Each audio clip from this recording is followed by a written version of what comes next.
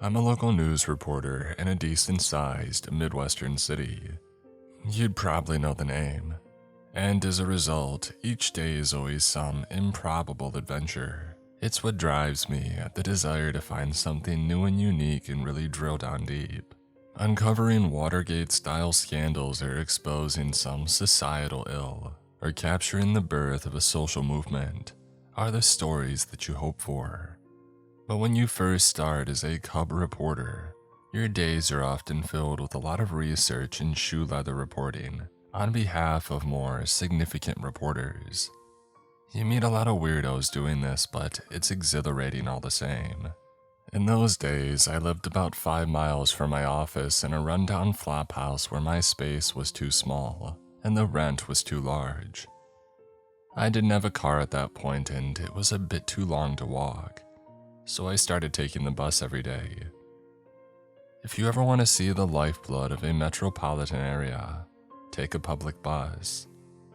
I'm not even joking when I say my time on the buses made me a better reporter. You learn the ebb and flow of a place. You meet people, some strange, some very strange, and you see city civic service in action. About 6 months in, when I really started to get the job and the pulse of the city, I was working on a story with a veteran reporter. It was a political scandal and I was about as excited as you can get. Moving into the politics beat is a big deal, and if this story made waves, I could be looking at a real promotion. I was thrilled to get the gig. Every day I got to pick the brains of one of the best in the business and feel them out on how they approach a story, or talk to a witness, or learn how they get people to open up to them. You also get to know every dive bar and greasy spoon downtown. Stories start in these places as rumors before they get research, and blossom into an exclusive article on page 1. They can be a bit sketchy though. Thankfully, the lead reporter, let's call them Pat, was a well-established figure in these locales. Their shadow darkening the door frames was a common sight, especially at the bars. We were having an eye-popper, their created phrase for scrambled eggs, bacon, and a shot of whiskey, at a local dive, and I showed up about 10 minutes late. Your drink was getting cold, so I took it. Oh, it's fine. I ordered a coffee at the corner, I said, holding up my Starbucks cup. Hey, don't show that around here. I've got a reputation to uphold, he said, looking around. If you're worried about your man of the people shtick, you'll be fine. Everybody drinks Starbucks every once in a while. They're McCoffee, basically. Nothing more salt of the earth is that, I said, taking a sip from my iced coffee. Well, then you drink it, he said, scooping up a forkful of scrambled eggs. Yeah, the bus was a bit behind, I said with a shrug. Nothing I can do about a guy taking 10 minutes putting his bike on the rack. Jesus, you're on the metro? Pat asked, nearly spitting bits of eggs on me. Why? No car and my apartment's too far away, I answered. Oh, I don't miss those days. Please tell me you don't give money to people at bus stops. I mean, sometimes, I said before he cut me off. Yeah, you're getting scammed. Most of those people run games on roofs. I don't think it's as many as you think, I suggested. Nope. I've been around and seen some of them, and they talk. You know that diner on Washington? A lot of the street guys hang there. They share info on who's a mark, especially with regular riders. It was only once or twice, I said, feeling a bit judged. Best advice to tell them is to head to the Mission on Adam Street. They'll get what they need there. Plus, you don't want to give money to a tag-along kid, he said, assuming that I knew what the heck a tag-along kid was. Just then, his phone started ringing, and he went to go talk with somebody else. We had to jet not long after that, so I forgot to follow up with the tag-along kids thing, as we rushed for a clandestine meeting with some minor official. I wish I hadn't. The minor official confirmed his title was all too proper for him and gave us little to nothing to work with. We ran around the rest of the day chasing down phantoms and not finding squat. Before I knew it, the sun had gone down and it was nearly 10. Pat said he'd give me a lift home, but he lived all the way across town and I felt terrible making him go so far out of his way. I said I'd be fine taking the bus back home. They ran pretty late and I was used to it. Pat drove me to the closest stop and said that we would meet for a real coffee in the morning. Looking back, I see a lot of missed red flags about my encounter. Things that I should have questioned a bit more or paid attention to. I guess hindsight is 20/20, and we all make mistakes. But I take those worse because I'm paid to notice things out of the ordinary or odd. The first thing that struck me as odd was the light at the bus stop started to fritz. Not all the time, but it seemed like every few minutes. It would blink like it was shorting out. You could actually hear the electricity popping. I sat as far away from the light as possible. The second thing I remember being off was feeling cold. It had been warm all day and even after the sun went down, it was still lovely. Not like eggs cooking on the sidewalk hot, but not cold either. Yet at that stop, I could feel an occasional cold spell around me. Also, my phone died. I had at least half a battery the last time that I had checked it, but when I went to glance down at the screen, I saw that it had died on me. Instead of seeing my lock screen background, I saw my face reflected in the black mirror. I cursed and put the useless brick back into my bag. I was about to get up and go check the time at the liquor store near the bus stop, but when I stood up, I saw a small figure in the darkness about 10 feet away.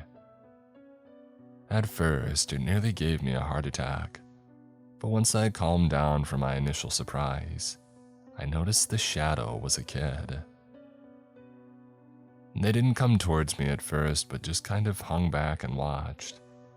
I put my head on a swivel just in case this was all a setup. I had covered enough robbery stories to know that this is the exact scenario for that. I decided to be bold. "Excuse me," I called out. "Do you need something?" I could see the kid was shifting from side to side, nervous then looking for their voice. Any ideas about them being a front for a gang or something dissolved in front of me. Without taking a step near me, they asked in a soft-spoken and tiny voice, "Is this a stop for the number 12 bus?" "Yes," I said. "It's due any minute." "Oh, okay." "Are you waiting for someone?" They didn't answer. I decided to take a step towards them. "Are you lost?" "Yes," they said back meekly. "But I just needed someone to show me the right bus stop." "Well, this is the right bus stop. I think the bus should be here in about 5 or 10 minutes. "Oh, thank you." The kid was standing alone in the shadows. I could barely make them out with the light flickering. This should have been another warning, but I didn't overthink it. Kids are weirdos sometimes.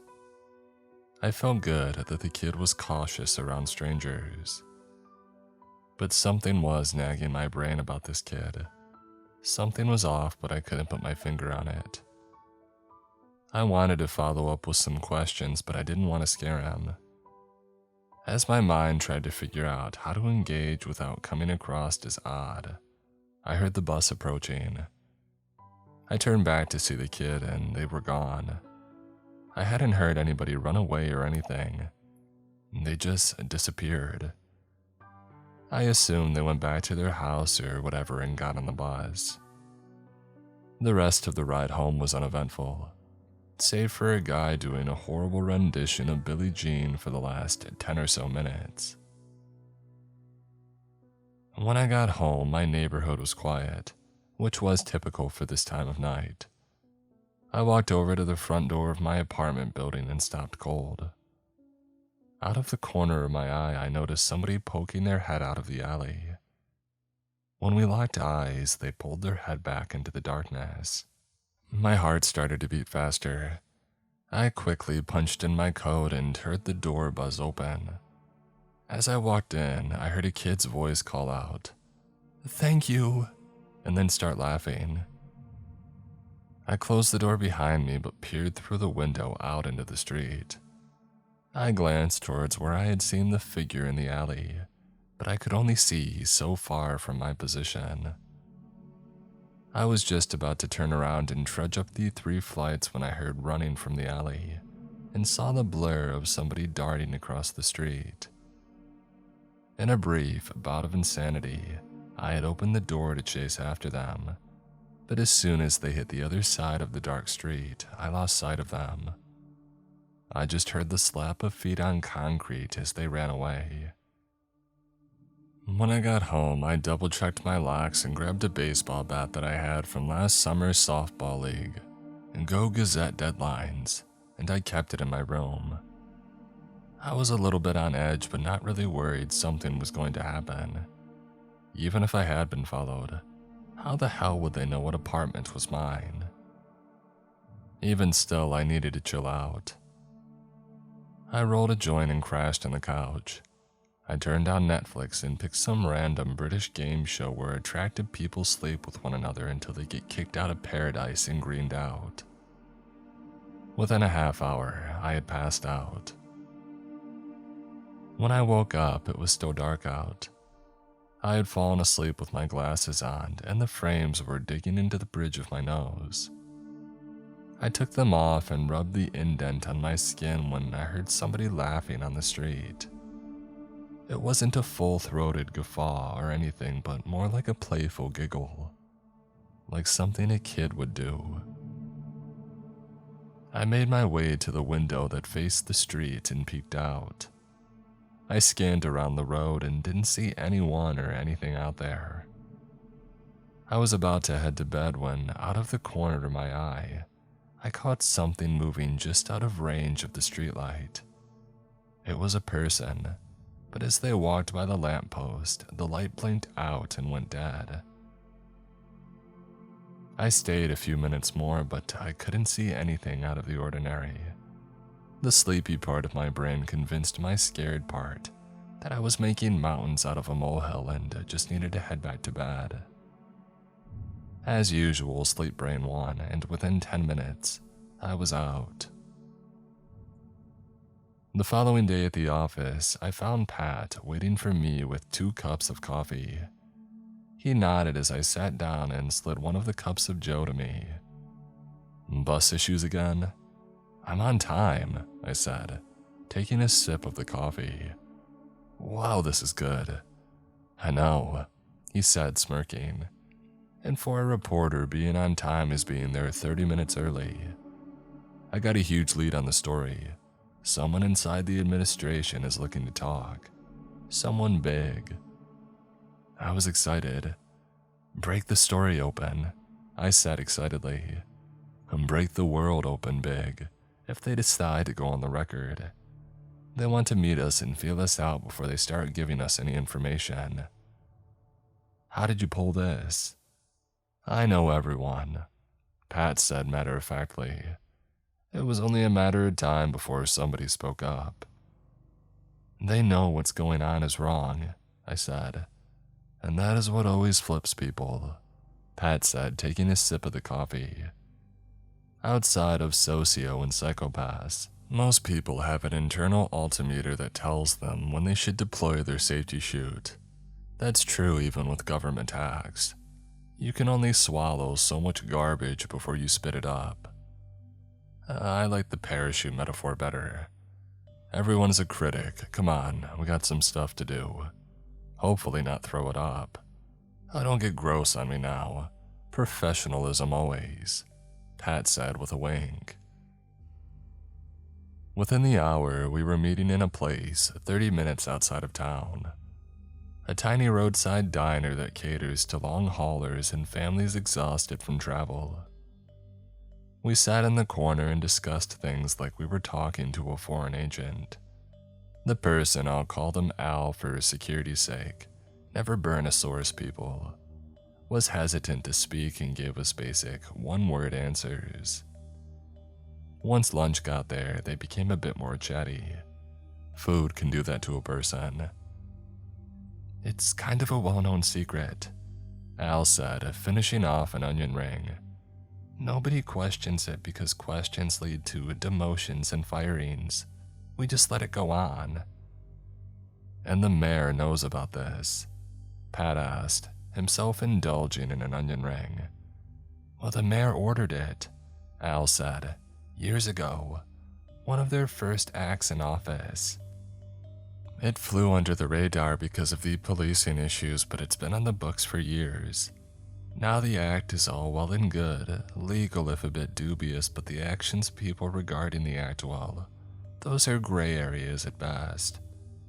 A lot of us have asked the mayor to clamp down on this, but they refuse. A lot of money comes through those lines, you know. Yeah, money makes the world go round, Pat said.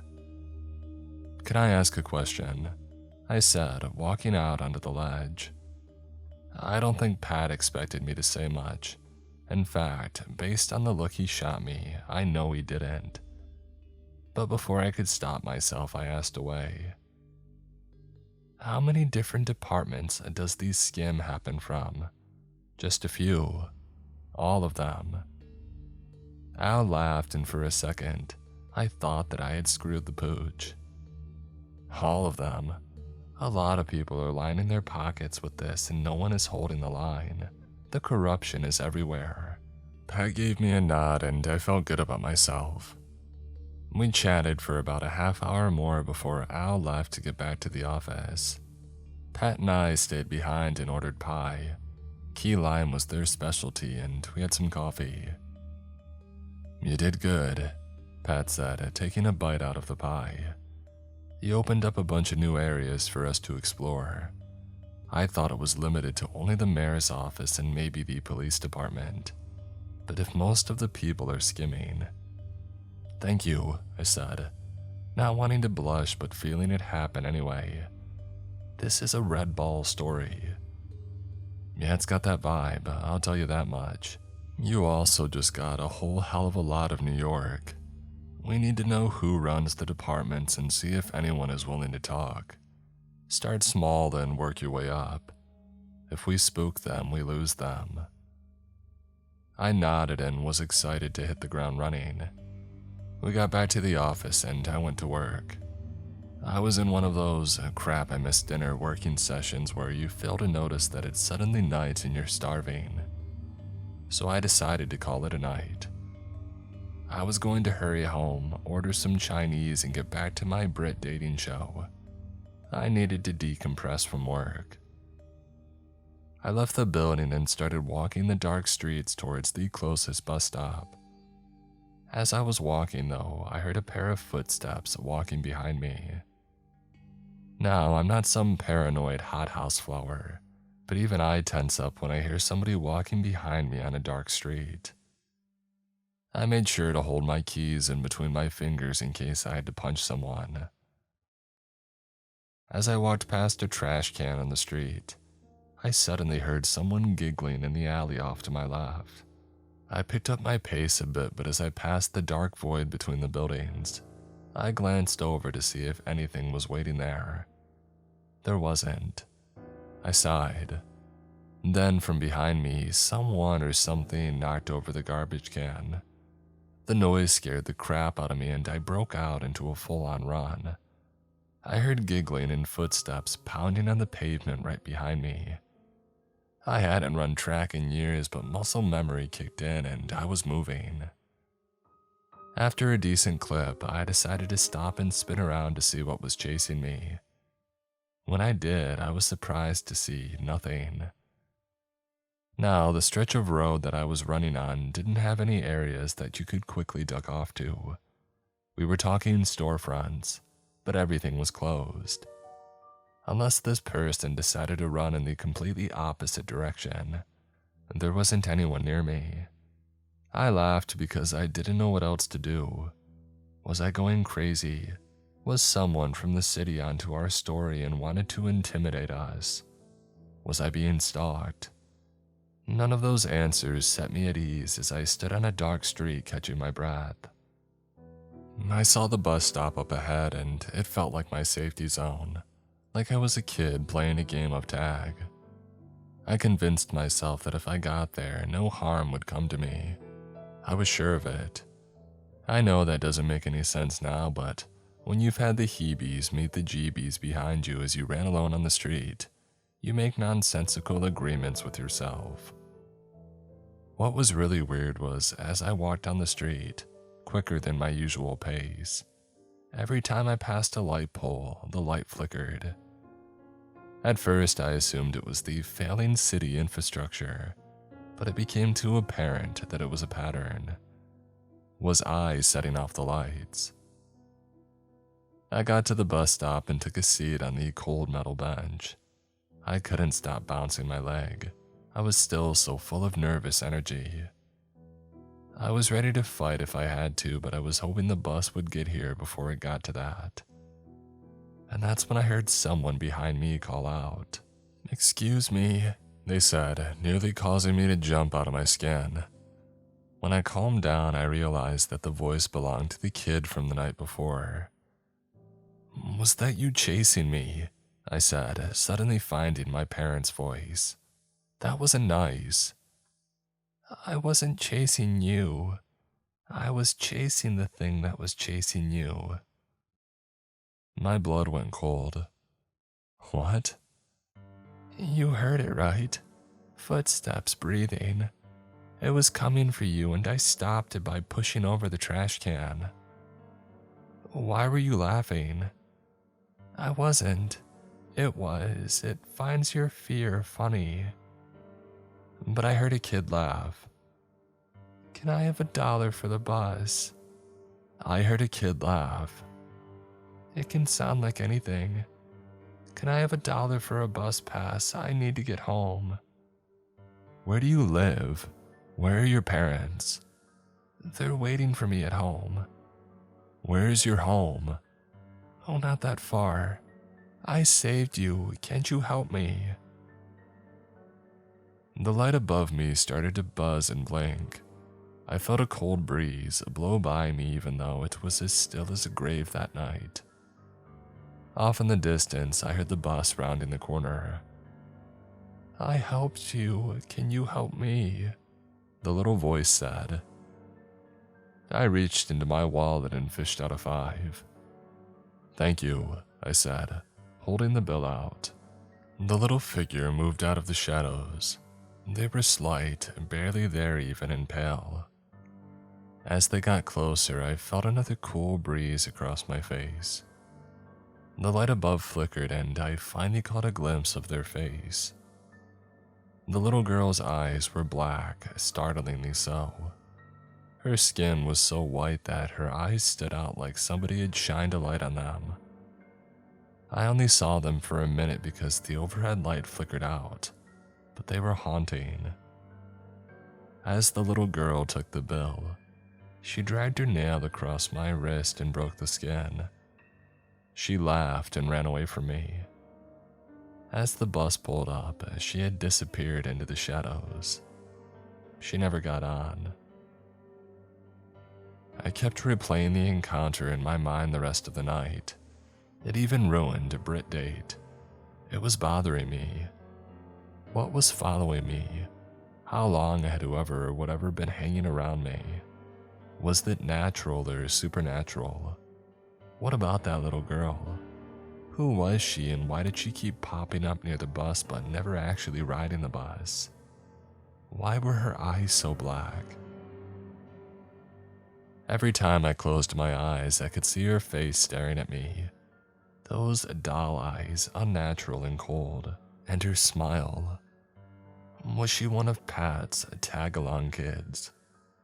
I knew I needed to find out. I pulled out my phone and gave him a call.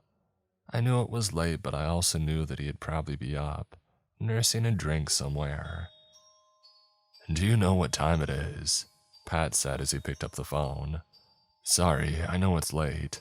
I said quickly, moving to diffuse the anger. But I have a question for you. This couldn't wait until the morning. You remember a couple of days ago when you mentioned a tag-along kid to me? Well, vaguely, Pat said. Why? What exactly are tag-along kids? There was a long pause. What's going on? Nothing, I mean. I started before you cut me off. You don't call this late for nothing. Is something following you? I don't know. Pat sighed. You didn't give anyone money, did you? I didn't want to tell him, but I finally croaked out a small yes. Oh God. What did the kid say? That something was following me and they were going to. And then I heard a giggle on the street outside my apartment. Going to what? I moved to the window and peered out the side of my curtains to not signal anything down there. At first look, there wasn't a soul. But then I saw a streetlight start to flicker. My eyes focused on the dark and I saw them. The little girl was standing in the shadows outside my apartment. Hey, what's wrong? The girl, she's outside my apartment. Is she alone? I glanced around. I think so, I don't see anyone else. Good, Pat said. Sometimes they travel in packs. I'm sorry, what? Listen to me. Whatever happens, do not leave your apartment. Do not open the door for anyone regardless of what they say. Why? Because something wants into your place. What for? They want you. Why? You don't want to find out. I'm going to head over with somebody that can help. How will I know it's you? I'll say a password. Banana Tuesday. You hear me say Banana Tuesday, it's me. Well, what should I do in the meantime? Nothing. Don't open the door, don't engage, don't do anything. And for God's sake, don't let anything touch you. I stayed quiet. She didn't touch you, did she? Well, she scratched my wrist when I gave her the money. I heard Pat pull the phone away from his mouth and swear loudly, and then he got back on. Just stay calm and wait for me. If you have salt, put some in all the corners of your apartment. A little pile, nothing crazy. Just calm down. Just calm down, I thought. Sure. Why hadn't I thought of that?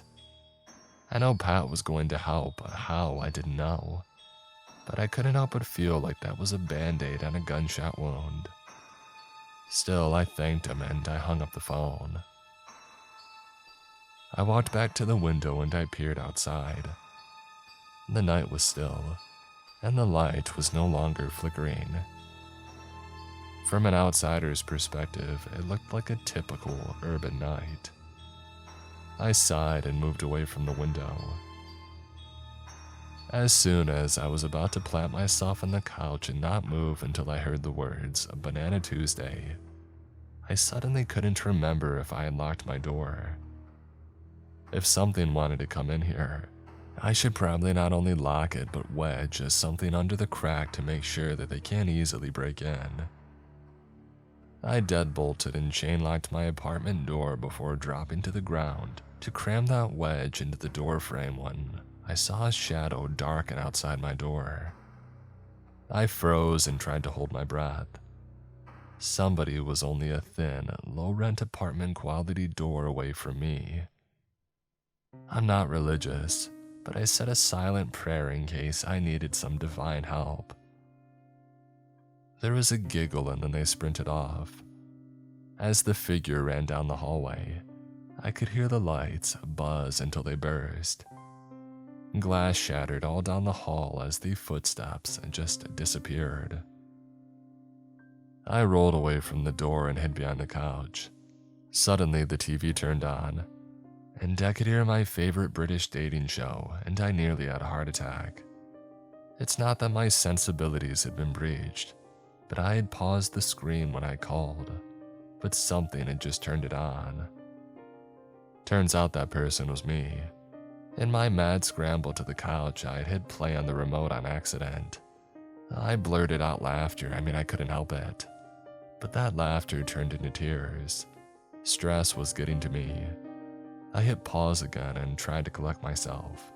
My cheeks were slick with tears, and before I could wipe them away, the cut in my wrist started burning. It felt like somebody had pressed an iron down onto the wound. I dashed over to the sink and ran water over it, but it didn't seem to do anything. What the hell? I yelled through gritted teeth. How can this get any worse? That's when the power in my apartment shut off. I hunched down low for reasons that I still don't understand. If this thing had the power to shut off my power, surely it could see me slithering along the ground. But I didn't care how it looked. My brain had shifted into autopilot, and my actions were coming from some deep animal part of my gray matter. I crawled out of my kitchen and back towards the couch. I kept my eyes on the door to see if I could see anything move in the dark. My eyes were adjusting, and what was impossible to see a few moments ago was now coming into view. Suddenly, I heard heavy footsteps stomping down the hall. They started near the stairs and stopped right in front of my door. I held my breath and waited for what the hell would happen next. I felt a cool breeze move past me, and I saw my hair move with it. I clenched my whole body and started trembling in fear. I heard and then saw something being pushed under the crack in the door. It was a small piece of paper. I watched as whoever was on the other side forced it all the way into my apartment, and then I heard a giggle and the footsteps run away from my door. I gathered every bit of courage that I had and I crawled to the door. Even with the locks, I was afraid something would come barreling through and snatch me up. As I got closer, the small piece of paper came into view and I instantly knew what it was. It was the $5 bill that I gave the girl. Suddenly, the TV flipped on and nearly gave me a heart attack. I wasn't near the remote this time. Something else had turned it on. Worse, there was no sound coming out. And then the screen started to flicker and the sound of static came out of the speakers. As I watched in horror, I saw a pair of black eyes slowly fade onto the screen until it was all that I could see. Through the static, I heard the faint and soft voice of the little girl.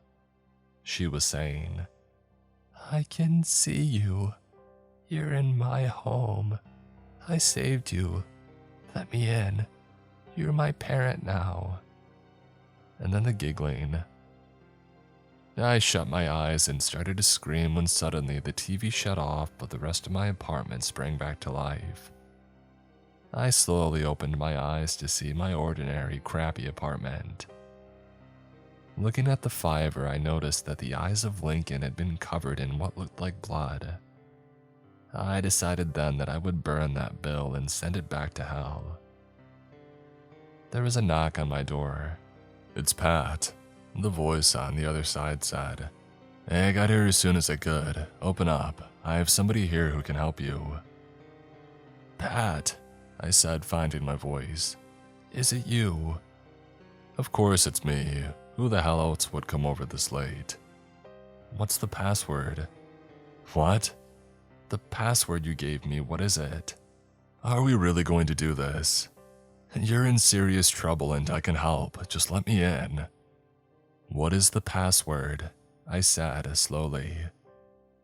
And they were silent for a bit and then Pat said, "Banana sundae."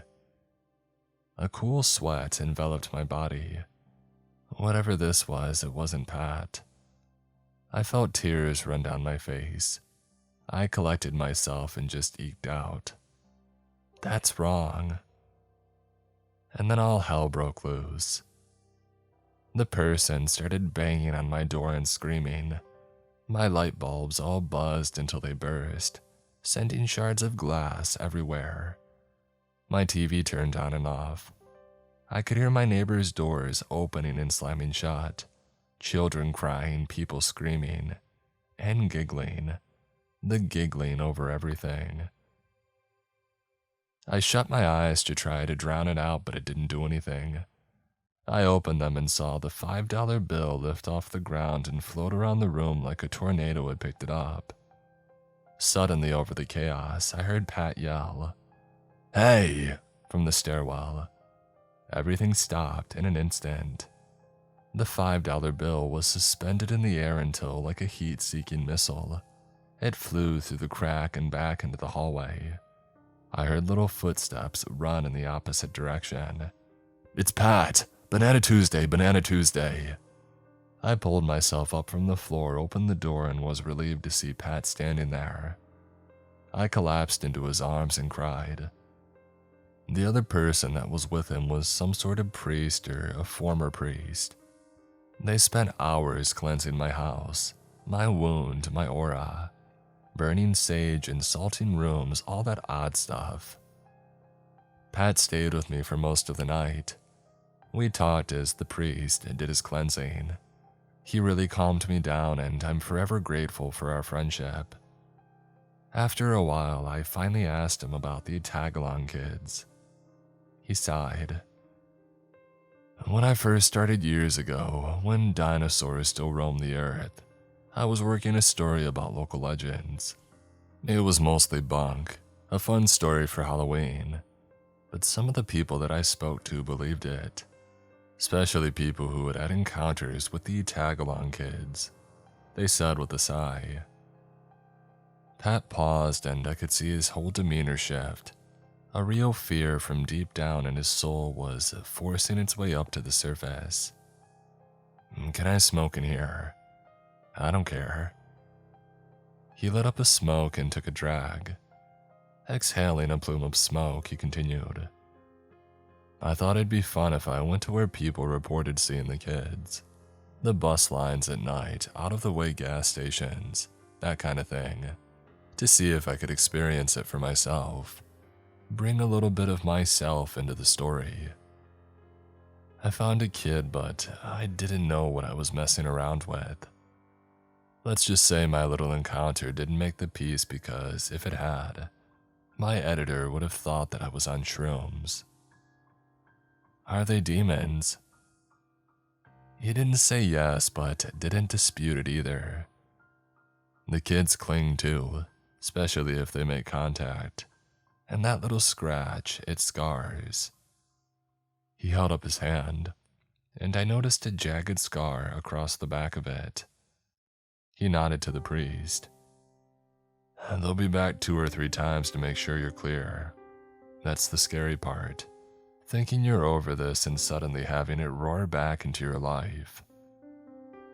And now I know why you said to never give anybody money for the bus," I said, forcing a smile. Pat laughed. "No, I tell you that because I'm cheap.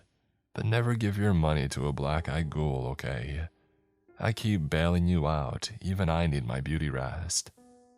They left as the sun was starting to rise. We were supposed to meet another contact from the mayor's office, but Pat pushed the meeting and let me rest. When I finally crashed out, I was out for a good 15 hours. We published the story, and it helped to launch my career. I don't tell people about my encounter with the tag-along kids. No reason to bring it up. As Pat said, unless you experience it, people think you're nuts when you talk about it. However, I always keep an eye open for them, especially when I'm on the bus. Once it happens to you, you never really forget it. Every flickering light gives you pause. Every giggle you hear could potentially be a harbinger of doom. It changes you. I hear that the new administration wants to improve public transit, put more lights at the stops, run the buses more often, that sort of thing. Whatever pushes those kids further into the shadows is a-okay with me. You stop the tag-along kids from harassing passengers, you've got my vote.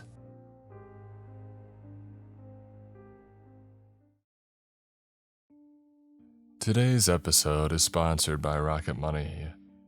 A lot of people aren't aware of how much they spend each month.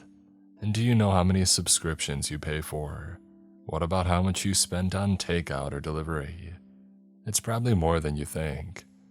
But there's an app designed to help you manage your money better. Rocket Money. Rocket Money is a personal finance app that helps find and cancel your unwanted subscriptions, monitors your spending, and helps lower your bills so that you can grow your savings. If you've got a goal that you'd like to save for, Rocket Money can analyze your accounts to find the best time each month to put extra money aside. Rocket Money will even try to negotiate lower bills for you. The app automatically scans your bills to find opportunities to save and then goes to work to get you better deals. They'll even talk to customer service so that you don't have to. Rocket Money has over 5 million users and has saved a total of 500 million in canceled subscriptions, saving members up to $740 a year when they use all of the app's premium features.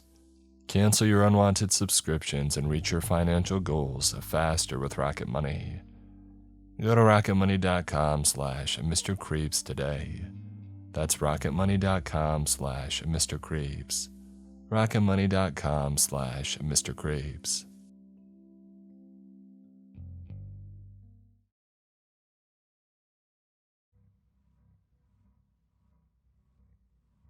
A couple of truths for you before I begin my story. Litherlax lives in the puddle on the Westwoods back lane. This is truth. Every kid north of the river knows it as such. And I can see what you're thinking. I know what comes to mind when I use the word puddle. A small, shallow patch of water at the edge of a path maybe. Something to step into for a little splash. Well, Litherlax's puddle is nothing like this. Sprawling and vast, it covers an entire stretch of the aforementioned back lane, overgrown and bordered with mossy green rotted fence. And it's always there, always. Even at the end of the warmest summer days, the hottest, driest summer weeks, the puddle remains. It never shrinks or evaporates. And when it rains, it bloats and swells to truly monstrous size, like a lake more than anything else. It's raining now, actually. The drops fall thick and fast onto the surface of Litherlax's puddle. Another truth for you. Litherlax steals children. We don't know why and we don't know what for, but he takes them on their way home from school. At night sometimes, and they never come back. We walk in groups for that very reason. Even the unpopular kids, the loners, we all walk in little squads. We make detours and take illogical routes to ensure that everyone has someone else beside them right up into their own street. Because of these measures, there aren't really any loners or unpopular kids anymore. Which is nice, I guess. A shame about the circumstances, but it is what it is. I tighten my grip on my baseball bat. A low-grade weapon to be sure, but I lack the courage to take a knife from the rack in the kitchen. A curious thing for me to say, I guess, considering that I now stand at the entrance to the home of a monster. But I would rather this than have to face my mother and justify the thievery of a knife. It's a different kind of courage, I guess. Parker stands to my left. He rubs at a band-aid on his elbow. The rain splashes on the peak of his cap. Faded blue, gone gray with age. He wields a hammer, taken from his dad's toolbox, I guess. I doubt the man would care. Lauren stands to my right, hair tied back and beneath the plastic yellow of a raincoat. She holds a hockey stick like a staff in her left hand. She looks at me, her deep brown eyes full of anxiety. It feels weird being here, as a group of three. Our fourth has been taken by Litherlax. He has been taken away like so many before him, into the depths of the puddle on the Westwoods back lane. I take in a deep breath of the chilled, wet late afternoon air. I turn to the boys behind us. Their names aren't important for now, but they're a couple of grades above us. Bullies, basically. The types who enjoy harassing others for their own amusement. But there is no harassment today. They stand as a solemn trio, dutiful sentinels. The boy in the front steps forwards. "I saw your friend leave off by himself. I could have called out to him. I could have made the decision to walk with him, but I didn't. I chose not to and he was taken. I'm sorry, bro. I'm sorry to all of you." I nod in return but say nothing as the rain falls fast all around. I know all of this already, of course, but I allow him to speak. "We'll stand guard here until the sun sets. We can't stay any longer than that. You know this, Eric." I nod for a second time but still say nothing. "We'll keep you safe. Nothing will follow you down and nothing sick will come back up.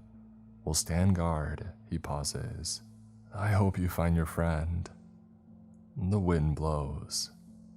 I murmur a grave but genuine thank you in reply and turn back to the great puddle. We are surrounded by trees here and a misty haze borders the edges of our vision.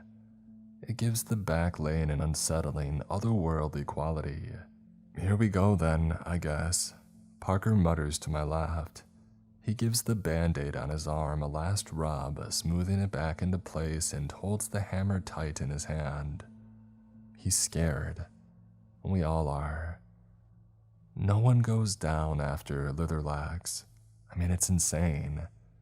Insane, and yet enough is enough. If we don't try and put a stop to this now, then when? Our friend has been taken and he needs to be saved. It's as simple as that. Benny. His name is Benny. Parker takes a step and then another, and then with a splash, his foot comes down into the water at the edge of the puddle. Lauren stirs beside him and a shiver of goosebumps shoot up across my arms. We're actually doing this. We're going down after Litherlax. Parker pauses for a moment, gathering himself perhaps, and then calmly and coolly he continues his walk. About 7 or 8 feet into the puddle we watch as he starts to descend. As if marching down unseen steps, he sinks lower and lower into the water. It comes up to his knees and then to his waist, and still he descends. It's a bizarre spectacle, but it's what we were expecting. Parker starts to freak out as the water reaches his chest, and I don't blame him, to be fair. He panics and the illusion is immediately lost. He stumbles and slips in the water. There's a great splash and he is momentarily obscured by a flurry of white spray, and then there he is, lying on his chest in the puddle. A puddle which really doesn't seem all that deep at all. He grumbles angrily to himself and rises to a stand, repositioning his cap. The water which mere seconds ago came up to his chest now barely covers his feet.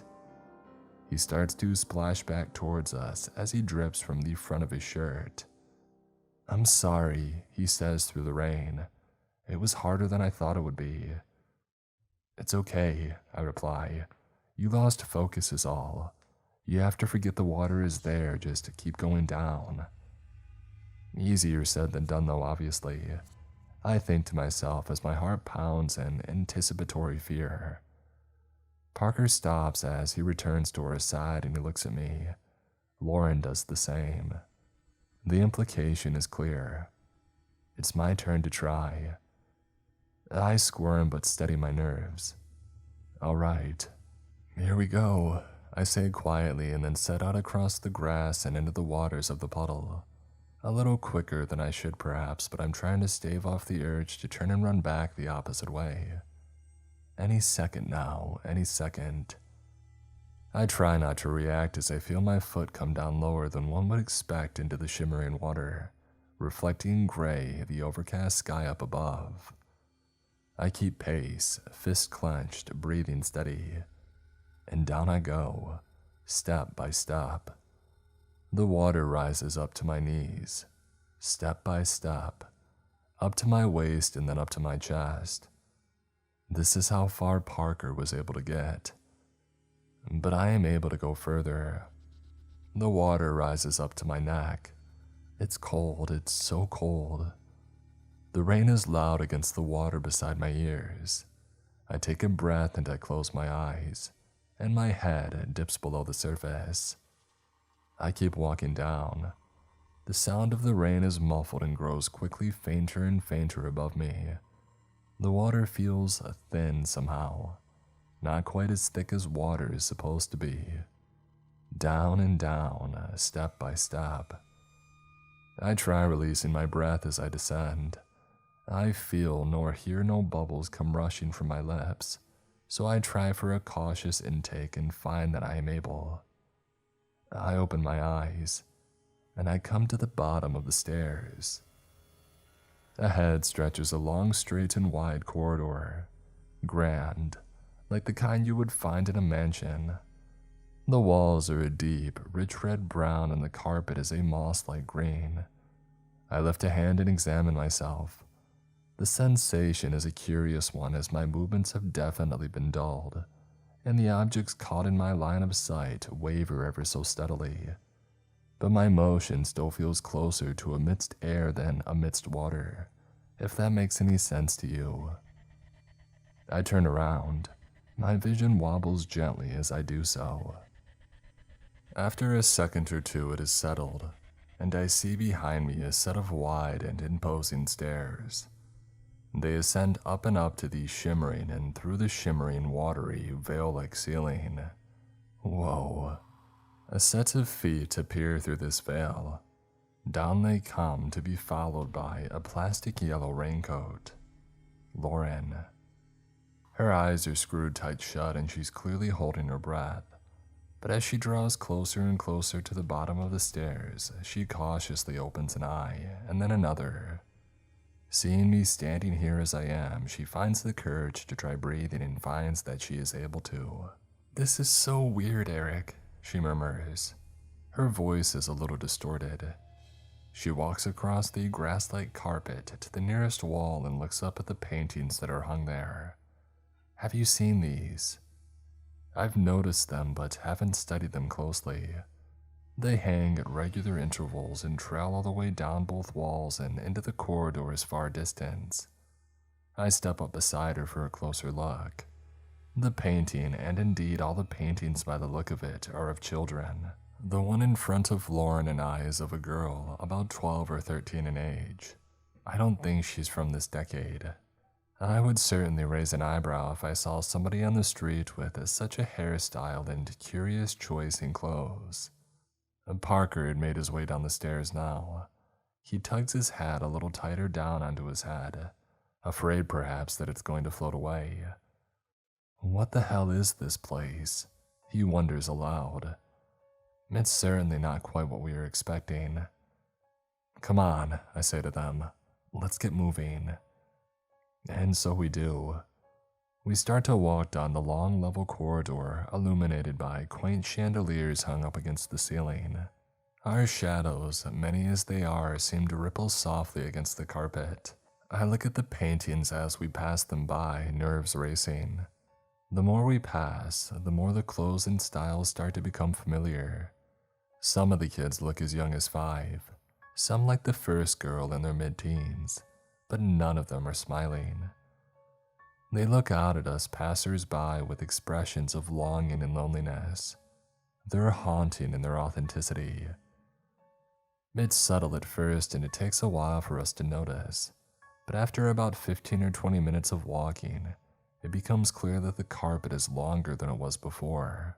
Even wilder, it sprouts up in places like grass or weeds, like moss drifting in a river. As we walk, this weed-like grass rises higher. It reaches our knees as the corridor comes at last to an end, 40 or 50 minutes from the stairs. The corridor opens and widens into a great hall. Pillars tempered with iris and watery green ferns mark the corners. A pedestal of chipped white stone stands in the center, and the carpet reaches almost to its peak. "There's something coming," Lauren murmurs and the hairs on the back of my arms bristle and rise. We huddle a step closer together, us three warriors beneath the puddle on the Westwood's back lane. Movements catch my eye, but I can't tell if it's legitimate or a trick of our shimmering surroundings. The grass-like weeds of the carpet waver in the thick wet of the breezeless air. Anxiety rises. Parker tightens his grip on the hammer, a motion that makes noise. Lauren starts to nervously hum a little tune. It's a habit of hers. Her reasoning is that characters in horror movies are never taken or killed while singing an upbeat tune.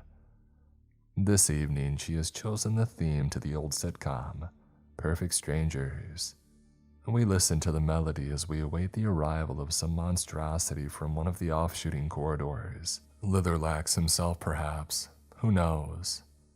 Parker eventually snaps. "Cut it out already, Lauren. You're not helping."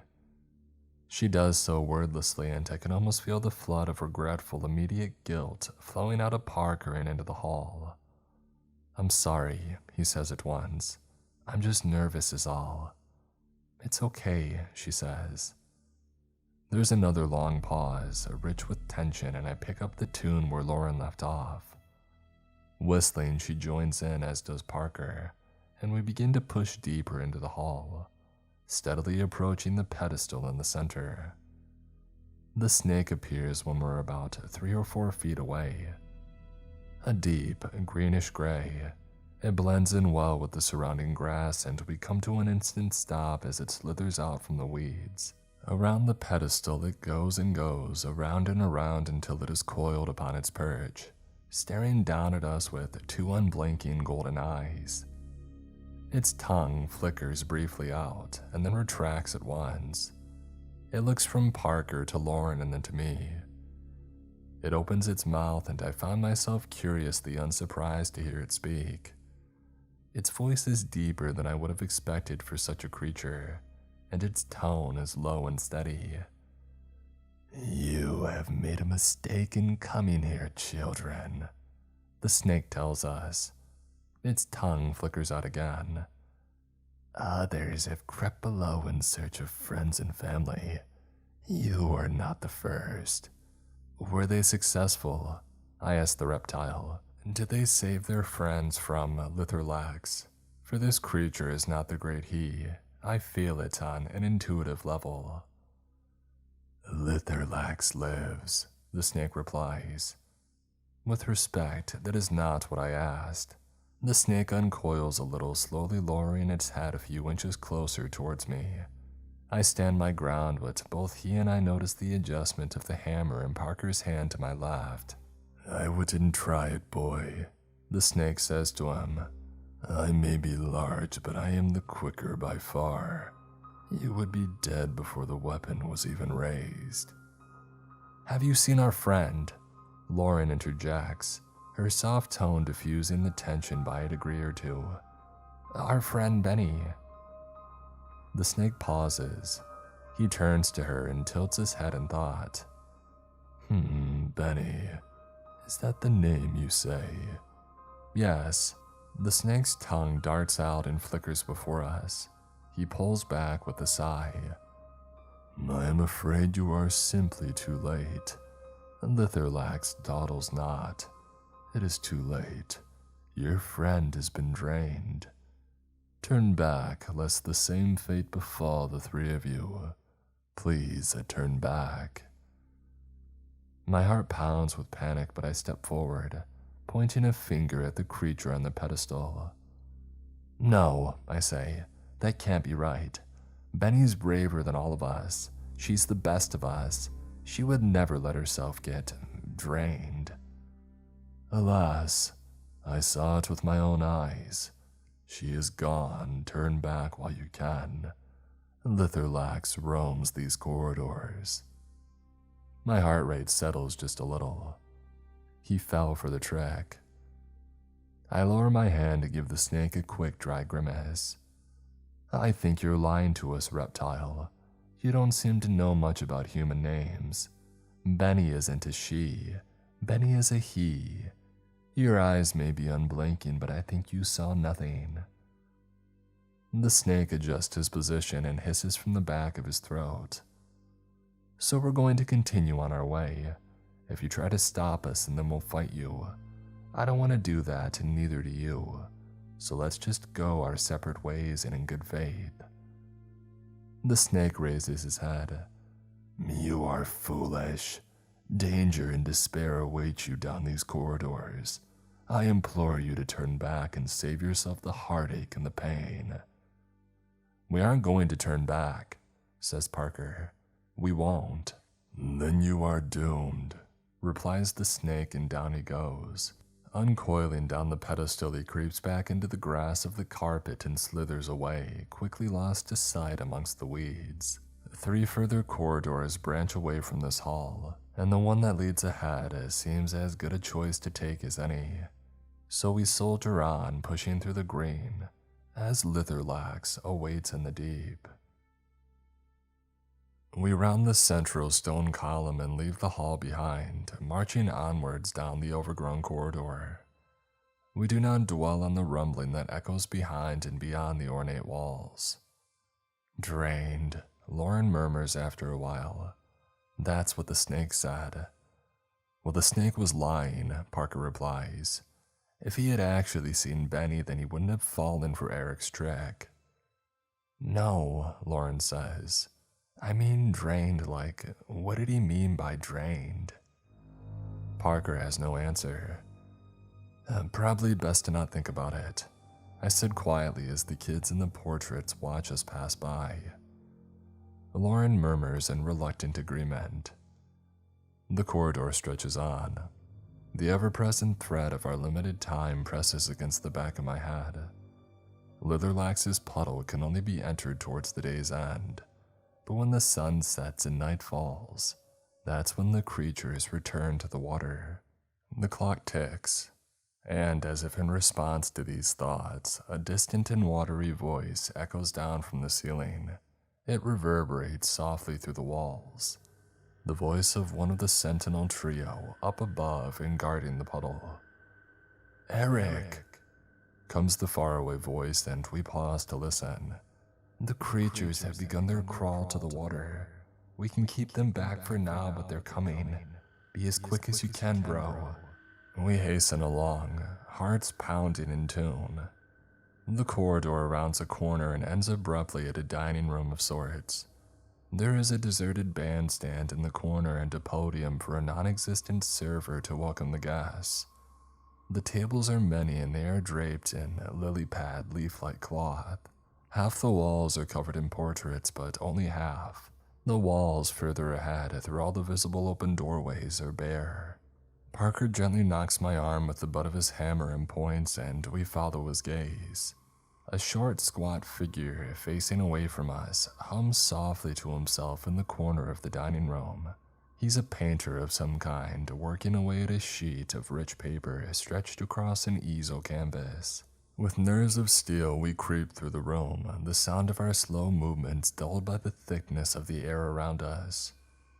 Closer we approach, closer and closer, and it becomes apparent that the figure is no man. What we had mistaken for a gray jacket is merely the shading of his slimy skin that is tinged and tipped in green. His feet are webbed and legs bowed. He is, proportionally speaking, an enormous frog, though one no taller than I. I nod to Parker and the boy reaches out. He grabs the frog roughly by the shoulder. The amphibian promptly squeals in distress and is shoved to the ground. His paintbrushes go clattering to the floor and the sharpened side of Parker's hammer is pressed against his neck. Lauren's hockey stick and my own bat are pointed right down to his face as his bulging eyes dart from person to person. He croaks and struggles. "What are you doing here?" he blurts. "You aren't victims. Unhand me, filth." "Where's our friend? And don't mess with us. We already dealt with your pal the snake." Parker is careful to leave our interaction ambiguous, and the frog's eyes widen in fear. "Who?" he stutters his words. "Who is your friend?" Benny. Benny. "He's the one in your painting," says Lauren softly. With a chill, I turn to look. The painting is only half finished. There remains a great deal of shadow and realism still to be added, but the portrait's occupant is clear. It's Benny, all right. The frog's eyes flicker from Lauren to the painting and back. "The others will be here soon," he murmurs. "They will take you to Litherlax, if he hasn't found you already." The walls rumble. "Where is he?" I reiterate. "The boy in your painting. We aren't leaving until we find him." The frog's throat swells anxiously, throbbing. "You are too late. By the time the painting's finished, the boy will be drained." "Well, then we aren't too late, are we?" I reply coolly. "It isn't a question. Your painting remains unfinished." The frog struggles, but Lauren presses the hockey stick against his slippery green skin, and Parker adjusts his distribution of weight. I lean in closer. "We'll kill you if we have to, slave of Litherlax." I didn't want to kill this thing. I have no desire to, and probably wouldn't if it came down to it. But if scaring him will make him tell us where to find our friend, then so be it. The frog whimpers in dismay. "If he doesn't get his victims," he whispers, "then he comes for us, the pond folk. We do what we have to do, child." "Which way?" The frog's eyes dart to one of the offshooting corridors, and I nod. "He'll drain you," the frog squeaks. "That's a risk we're happy to take." This next part gives me no pleasure, but we can't afford to take any risks. These creatures from otherworldly domains, they speak in riddles and half-truths, I'm sure of it. By the time that the painting is finished, the boy will be drained. "Lauren," I say, "pin his arms." Lauren presses forwards with the hockey stick and puts all her weight upon it, trapping the hands and arms of the frog above his head against the mossy green ground. "Wait, no, let me go," he struggles in panic. "I'm sorry," I say, "but your painting, is it connected to the fate of the children?" The frog does not respond. I clench my jaw. "The painting, is it important? Is there anything more that we need to know?" The frog stares back at me defiantly, silently, angrily. Parker speaks up. "What if we were to break your hands, huh? What if you couldn't finish the portrait?" "No!" shrieks the frog. "Don't!" And his tongue darts out from his mouth like a fist, slapping wetly into Parker's eye. The boy cries out and reaches up for it, freeing the frog's neck from the hammer. The frog shifts and kicks out, knocking Lauren back with a powerful leg, and with a sharper traction of his tongue, he's free. I jump for him, but the creature is too slippery.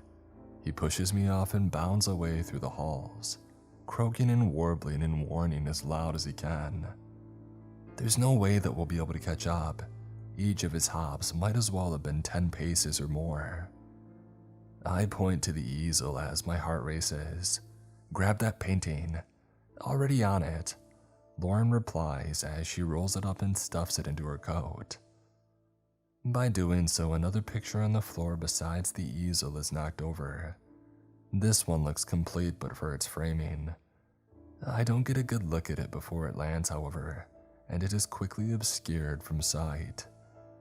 Hey, let's get a move on. If they didn't know that we were here before, they do now. Come on, this way.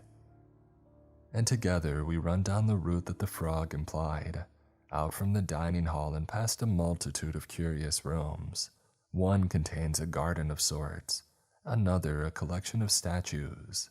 The air seems to grow thicker as we run.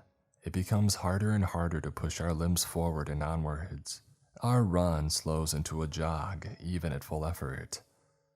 God, I murmur through grunts. It shouldn't be this difficult. We push on into another wide hall.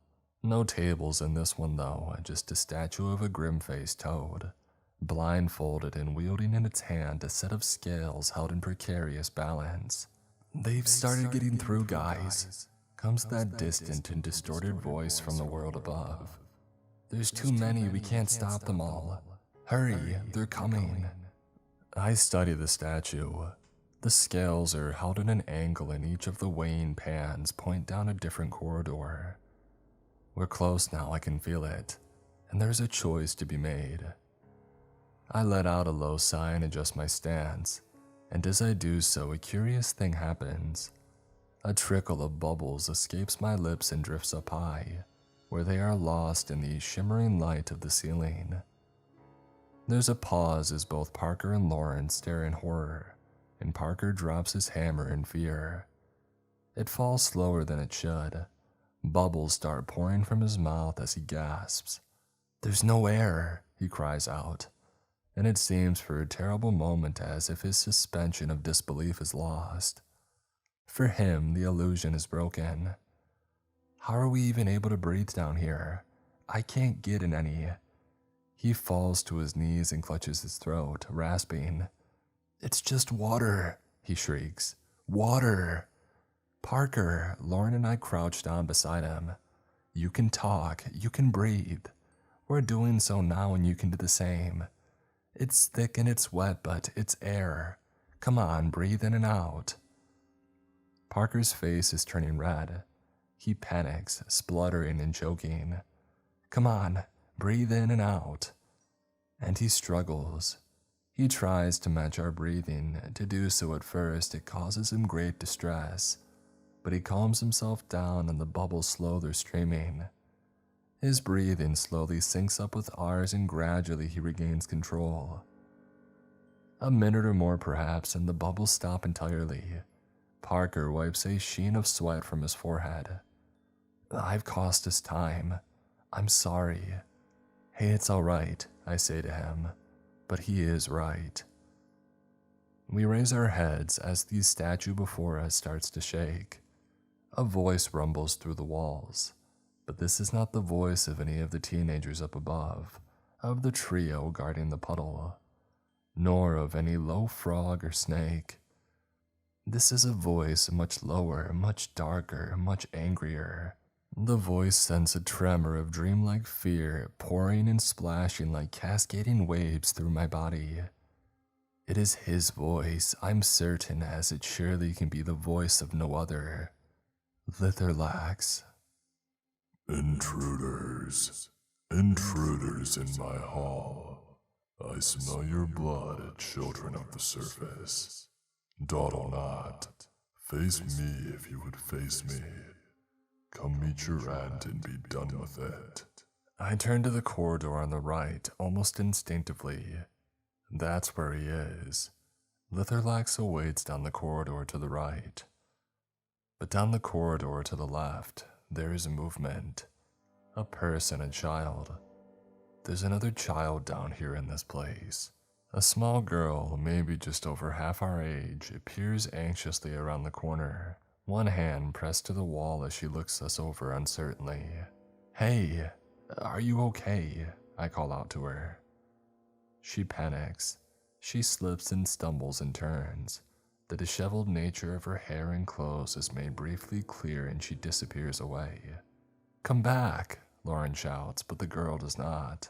Lauren starts to go after her, and then stops, pausing and looking to me. They both do, her and Parker.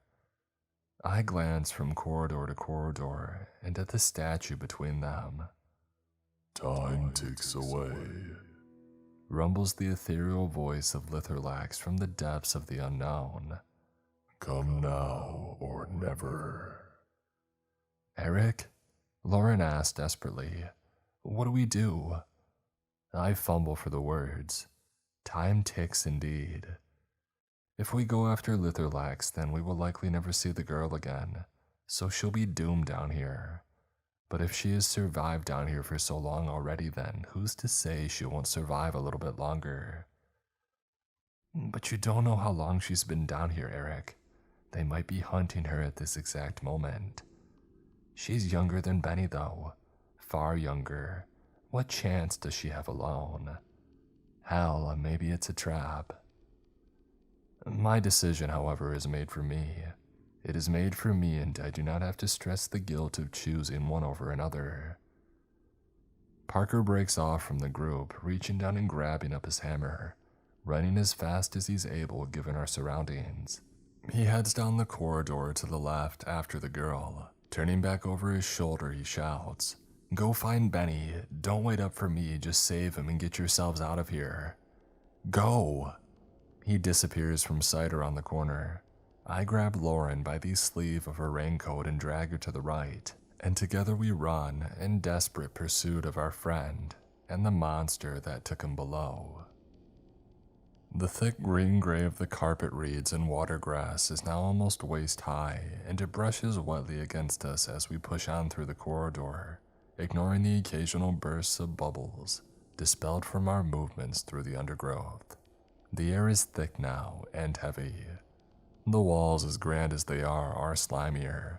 The reek of the place grows stronger and stronger as we pass by room after room. The reek is Litherlax, I'm sure of it, and we're close now. Every time we round a corner, I think that this might be it. This might be the one, but the corridors stretch maddeningly on. "They are coming," echoes the voice of our guardians above the surface of the puddle. The pond folk return to the puddle. "Do you think that'll be okay?" Lauren pants breathlessly. "Parker, do you think you'll be alright without us?" "I don't know." We gotta focus on Benny first. One hurdle at a time, we go for Benny. The light is changing ahead. Since the beginning, an aura of subtle blue-green has tinted our surroundings, but that ends at the next corridor. Viscous red shadows are thrown from stone ornaments against the walls. As I breathe in, I can taste the faint tang of something metallic and bitter. Lauren shoots me a glance. I read her mind in the expression. Litherlax.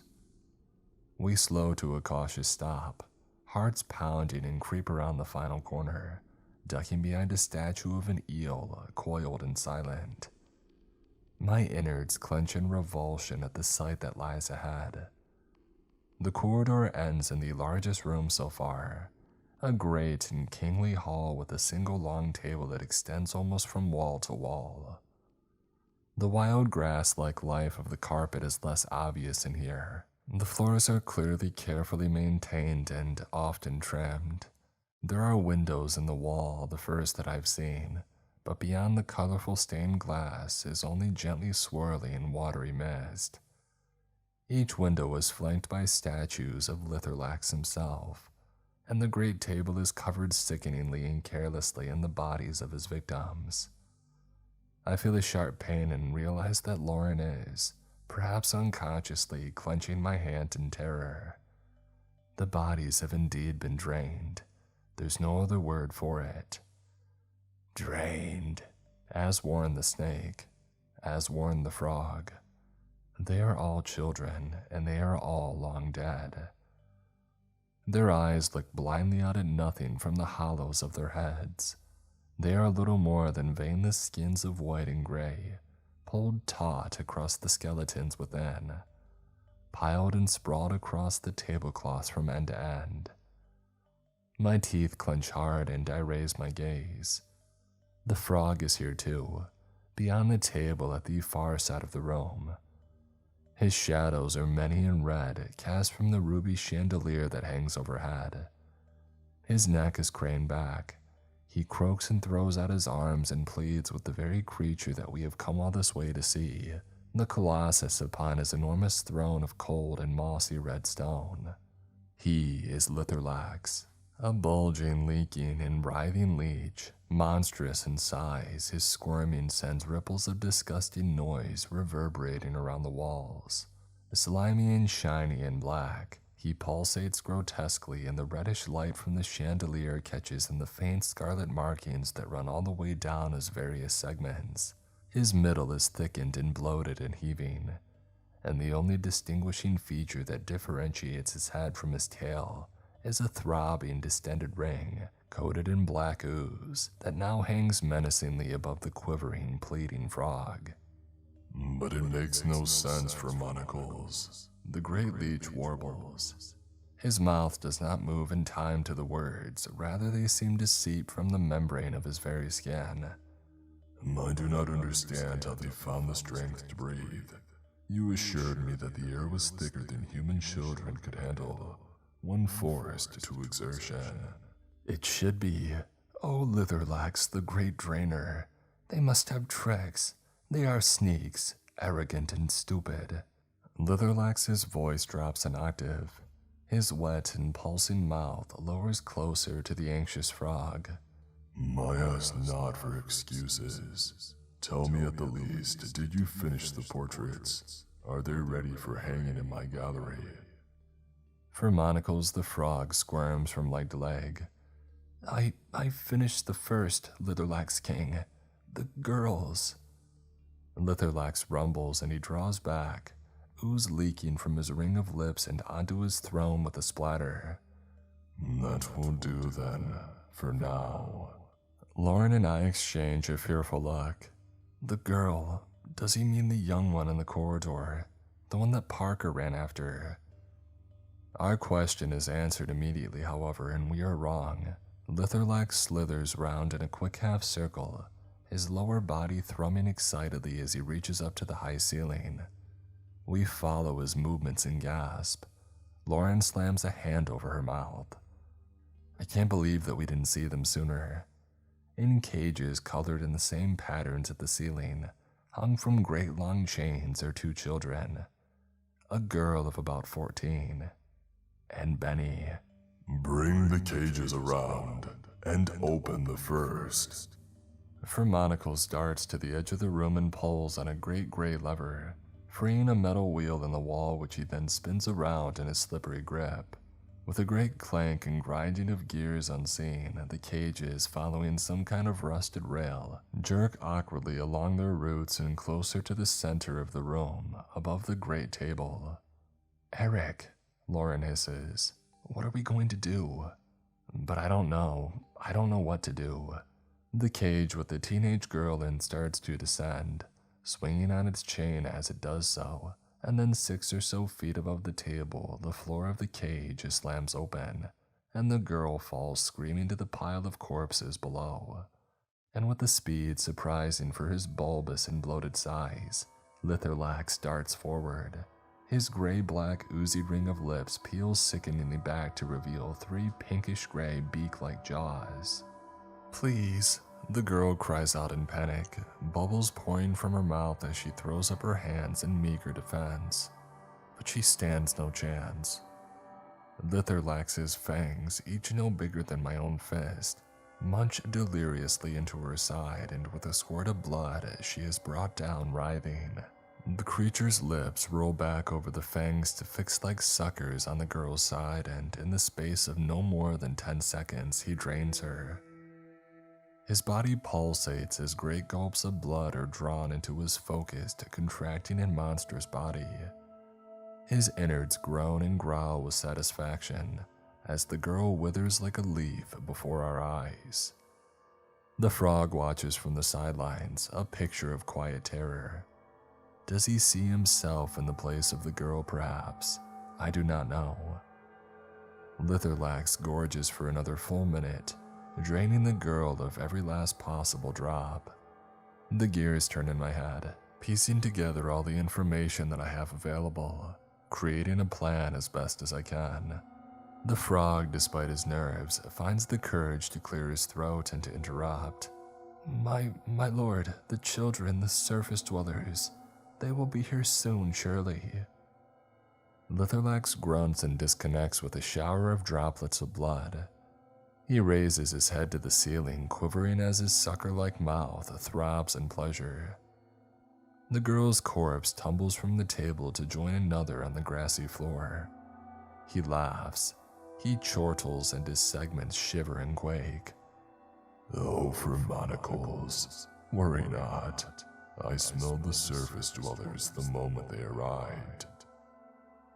He swivels and his dark wet mouth now points precisely this way. My blood chills in its veins. They are already here. Litherlax darts suddenly forwards, and with a burst of adrenaline, Lauren and I scramble to the side, running out into the hall as Litherlax knocks into the statue. It totters but does not fall. Surface dwellers, victims to be, how good of you to deliver yourselves to me. I am most grateful. Lauren, I mutter, get to the lever, bring down Benny's cage. Yes, Lauren.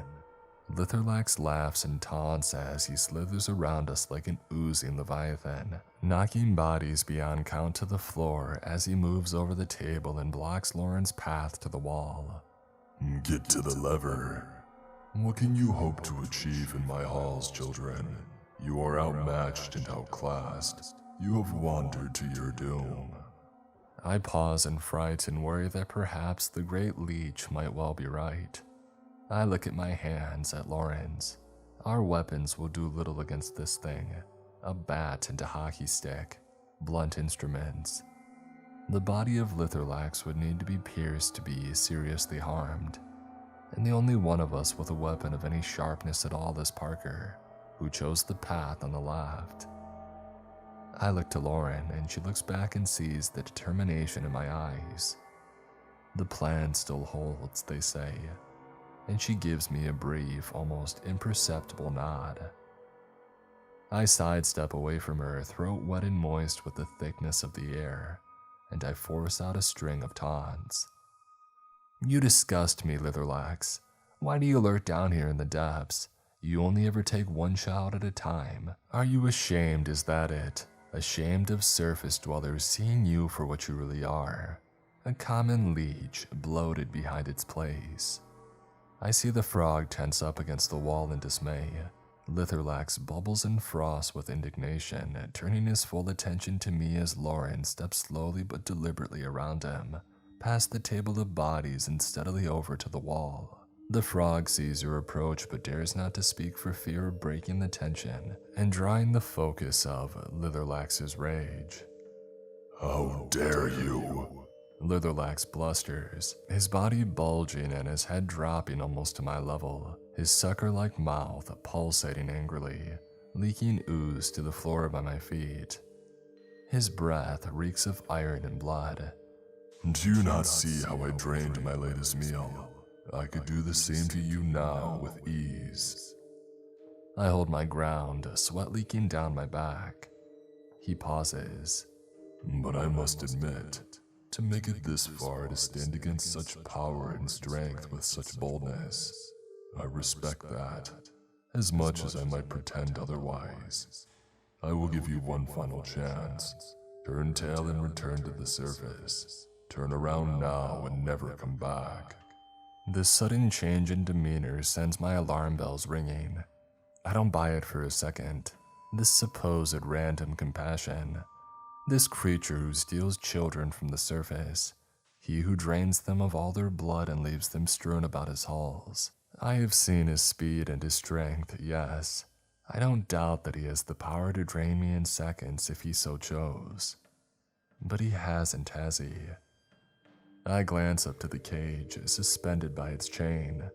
Benny looks down at me, silent but eyes wide, hands gripped tight around the bars. And nor has Litherlax drained Benny. I glance from the statues of Litherlax to his enormous throne, to the cowering body of Harmonicals, the artist frog. I consider the portraits in their hundreds, lining the walls of Litherlax's below puddle, pond mansion home. It's his pride. That's why he can't bring himself to drain me, and his pride will be his downfall. Lauren has reached for monocles, and the frog at last can contain himself no longer. "My lord!" he croaks desperately, ducking to avoid the smack of Lauren's hockey stick against the wall behind him. "Do it, Lauren!" I shout to her, keeping my eyes firmly on Litherlax. If he has eyes himself, I cannot see them. Litherlax pays the commotion no mind, and I address my next words to he, as Lauren pulls the lever and turns the wheel. Benny's cage rattles down the chain and drops, opening at the base, and our friend falls down onto the corpses below with a grunt. "Litherlax," I begin. "Litherlax, you liar. You compassionless monster. As much as you might want to, you can't eat us now, can you? You just can't. Because we haven't been immortalized as portraits, as trophies for your gallery. God forbid you lose track of your conquests. Litherlax sees, raising himself up to his full height, but I continue, fists clenched and legs shaking. What if you were to go right ahead and drain us right here and now? Would your frog servant be able to complete the portraits having seen us so little? You would screw them up, surely. They would be wrong, embarrassing mistakes. Permanent reminders of the children who dared to come down and face you, here in your lair. I nod to Benny now by my side, cowering from the Great Leech. We've destroyed Benny's work in progress, I lie, thinking about the picture currently rolled up in Lauren's jacket. Does Fermonicles possess the talent to start from scratch, using nothing but his own memory? I shoot an icy glare to the frog across the room, and he cowers back as if stricken with a blow. Lauren has begun to make her way around the edge of the room. The walls shake. So I think we're done here, Litherlax. We'll be on our way now. Litherlax throbs for a moment more and then screams down towards us. Hot and blood-rich, watery air sent blasting across our faces. I should drain you now for your insolence. How dare you, how dare you? He splutters and writhes, angrily slamming his tail across the table and knocking a myriad of bodies to the grass. Respect is a two-way street, you disgusting leech, I reply levelly. Litherlax writhes in rage, but he does not strike, and I can only presume that my theory holds. I reach out for Lauren's hand and I haul Benny up to his feet by the back of his shirt, and together we back our way out from the hall. Fine, fine, consider yourselves escapees, if you will. Enjoy your victory while it lasts. You may be spared the fate of my power, children of the surface, but the pond folk will have you. They will tear you apart as pond scum and feast upon your bones. So go to them and reap your reward. Litherlax swivels and pulsates, slithering his way back to the throne. His tail whips back and slams into the wall, leaving a dent into deep dark stain. The ground rumbles, and the pond folk approach. Guys, Benny begins, his voice rich with gratitude and surprise. But there is no time, not now. We just run, us three, back the way we came. It's harder now to retrace our steps, but we do our best, running from corridor to corridor as the general roar and rumble that one associates with crowds grows louder and louder ahead. We hear shouting and panic and clamor. Corner after corner, and there at the statue of the toad with the scales lays Parker. He has his arm thrown around the girl and they cower together in the center of a commotion. He had found her. A ring of creatures surrounds them. They are angry and frustrated and scared. Some as big as me, some smaller, some larger. Parker turns to us at the sound of our approach, bruised and jaw clenched tight. The air once again seems thick, far too thick. It's curious how it comes and goes. Bubbles drift up from the disturbed grass to the misty ceiling, and I do my best to ignore them. Parker is unarmed, and after another second of scanning the crowd, it reveals his hammer is held tightly in the hand of a newt, raised and poised as if about to strike. The newt, along with his comrades, turn to regard us, his yellow eyes bulging, his pupils narrowing and widening with uncertainty. Intruders, he whispers, and the word is echoed amongst the others, the frogs and toads and turtles. An enormous fish, suspended impossibly above the ground and floating in place, raises a fin, her mouth gulps open. You think we can't feel it, she splutters. The tension in the water. Litherlax is disturbed, and it's all your fault. Who will he take out his anger upon? I ask you, who? A murmur of agreement ripples around the group. At the mention of water, I see a stream of bubbles rise up from Parker's mouth.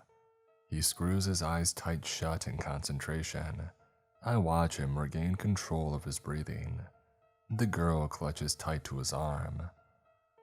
"Let us pass, pond folk," I say to them in a loud voice. "Let us go on our way. Look, I don't want to fight you." "And we won't," Lauren interrupts. I turn to her, as do all the eyes in the room. She steps forwards and drops her hockey stick to the ground. "We aren't so different, really, we aren't." The tension is palpable, but they hold her words and she continues. "Please, just let us go. We are sorry for disturbing you, for disturbing all of you, but we had no choice. And Litherlax is weak, weaker than he pretends. He cannot paint for himself his trophies. He needs your skills for that." The creatures look down to their hands, webbed and long and green and gray. "He might be large now, but he relies upon the blood of his victims to grow. Blood that he struggles to drain before his conquest is immortalized. If he can't get his meals, he will shrink. And he can't get his meals if the paintings are never completed. He is bound by his pride." They look at each other, these creatures from below. There is a general murmur of unease, of cautious hope. "Foolish girl," says the newt. He pushes aside his fellows and steps from the circle. "If we try to hold Litherlax back from his prey, he will turn on us. He will drain us dry in their place."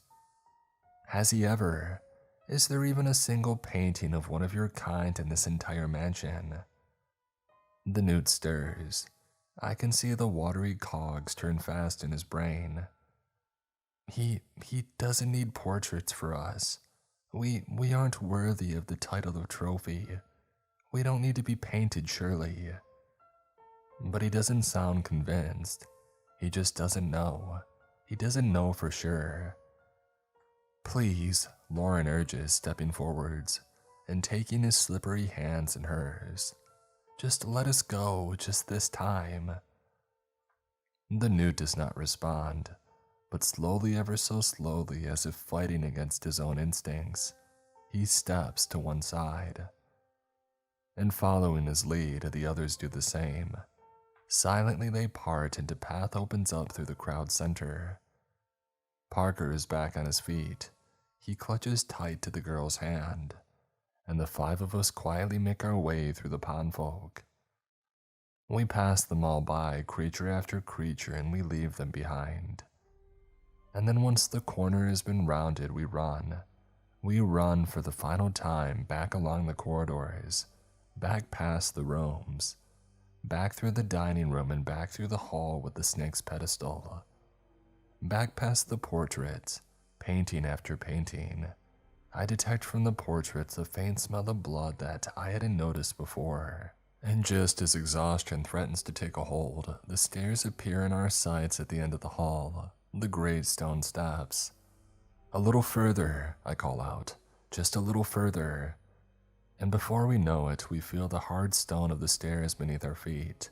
Up we climb and we feel the rush of the bubbles grow stronger now, irresistibly strong. They rush about our ears and blur our vision. Struggling to breathe now, I can only push forwards, hand held with someone else. I can't tell who in the madness, climbing and climbing. And with a sudden gasp of cool night air, the puddle is behind me. I become instantly aware that I am drenched to the bone, and stagger from the puddle with my hair in my eyes, leaking down my face. I stumble and slip, crashing down with a grunt back into the water. The water that now is surely no more than a few inches deep. I feel the rough, wet, stony earth of the ground against my hands beneath. I turn over onto my back and push my hair from my eyes, spitting out a mouthful of pond water, panting, and I see them. Lauren and Parker and the girl that he had rescued from below. And Benny, alive and safe. I grin at the boy and he grins right back. Lauren squeezes him into a hug and Parker does much the same. "Jesus," comes a voice from behind. It's one of the trio, the kids tasked with guarding the pond. They did their best. I know that they would have held back the creatures for as long as they could. I turn to face him, and as I do so, the girl that we saved runs straight from the water right into his arms. The remaining teenagers stare with their mouths wide open as the two emotionally embrace, and it becomes clear to me that the two are siblings. It's obvious, really, when you think to look. "Emma," he chokes.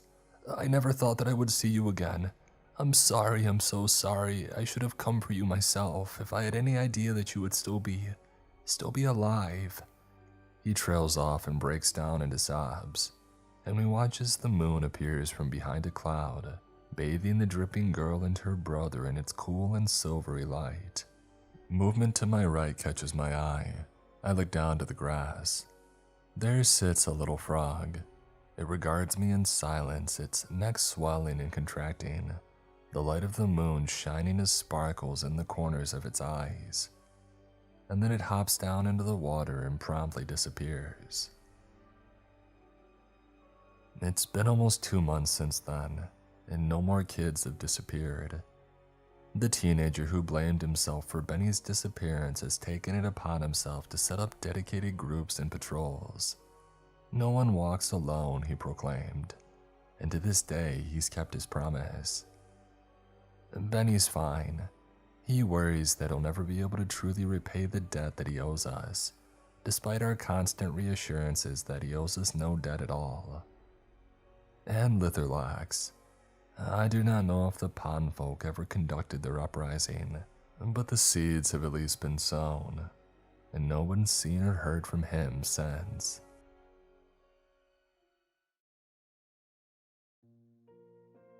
"Gross, it smells like crap in here, man," Calvin spoke. His voice carried down the seemingly unending tunnel, echoing far past the point our cell phone lights faded. "That's 'cause there's probably crap in here." Terrence started with a mischievous grin, nudging Cal with his shoulder. "Old sewage and rancid, drugged-out bum crap." Cal dry-heaved. "Gross, man," I interjected. "Please stop before he pukes." Terrence chuckled, slapping Calvin on the back and stepping away, taking a few steps down the opposite end of the tunnel. Calvin shuddered, glancing around the surroundings uneasily. Cal screwed his face in what seemed like a near-permanent look of disgust, eyes darting about and frowning as though he wanted to crawl out of his very skin from discomfort. It's always funny, Calvin being the tallest of us, how quick to fright he always was. Cal was a massive kid, just under 6'2" and hefty. With a build for football, though, he always had lacked the interest. He was something of a frightful giant. I couldn't blame him at this instant. However, we had certainly hung out in more congenial settings than the current. One of the many tunnels in a maze of interconnected defunct sewer drains, running under the old section of town in our community. The idea had been Terrence's, both during one of our smoke sessions in the treehouses in Calvin's backyard. Our conversation had moved from school to girls before somehow landing on the topic of some of our small town's local legends.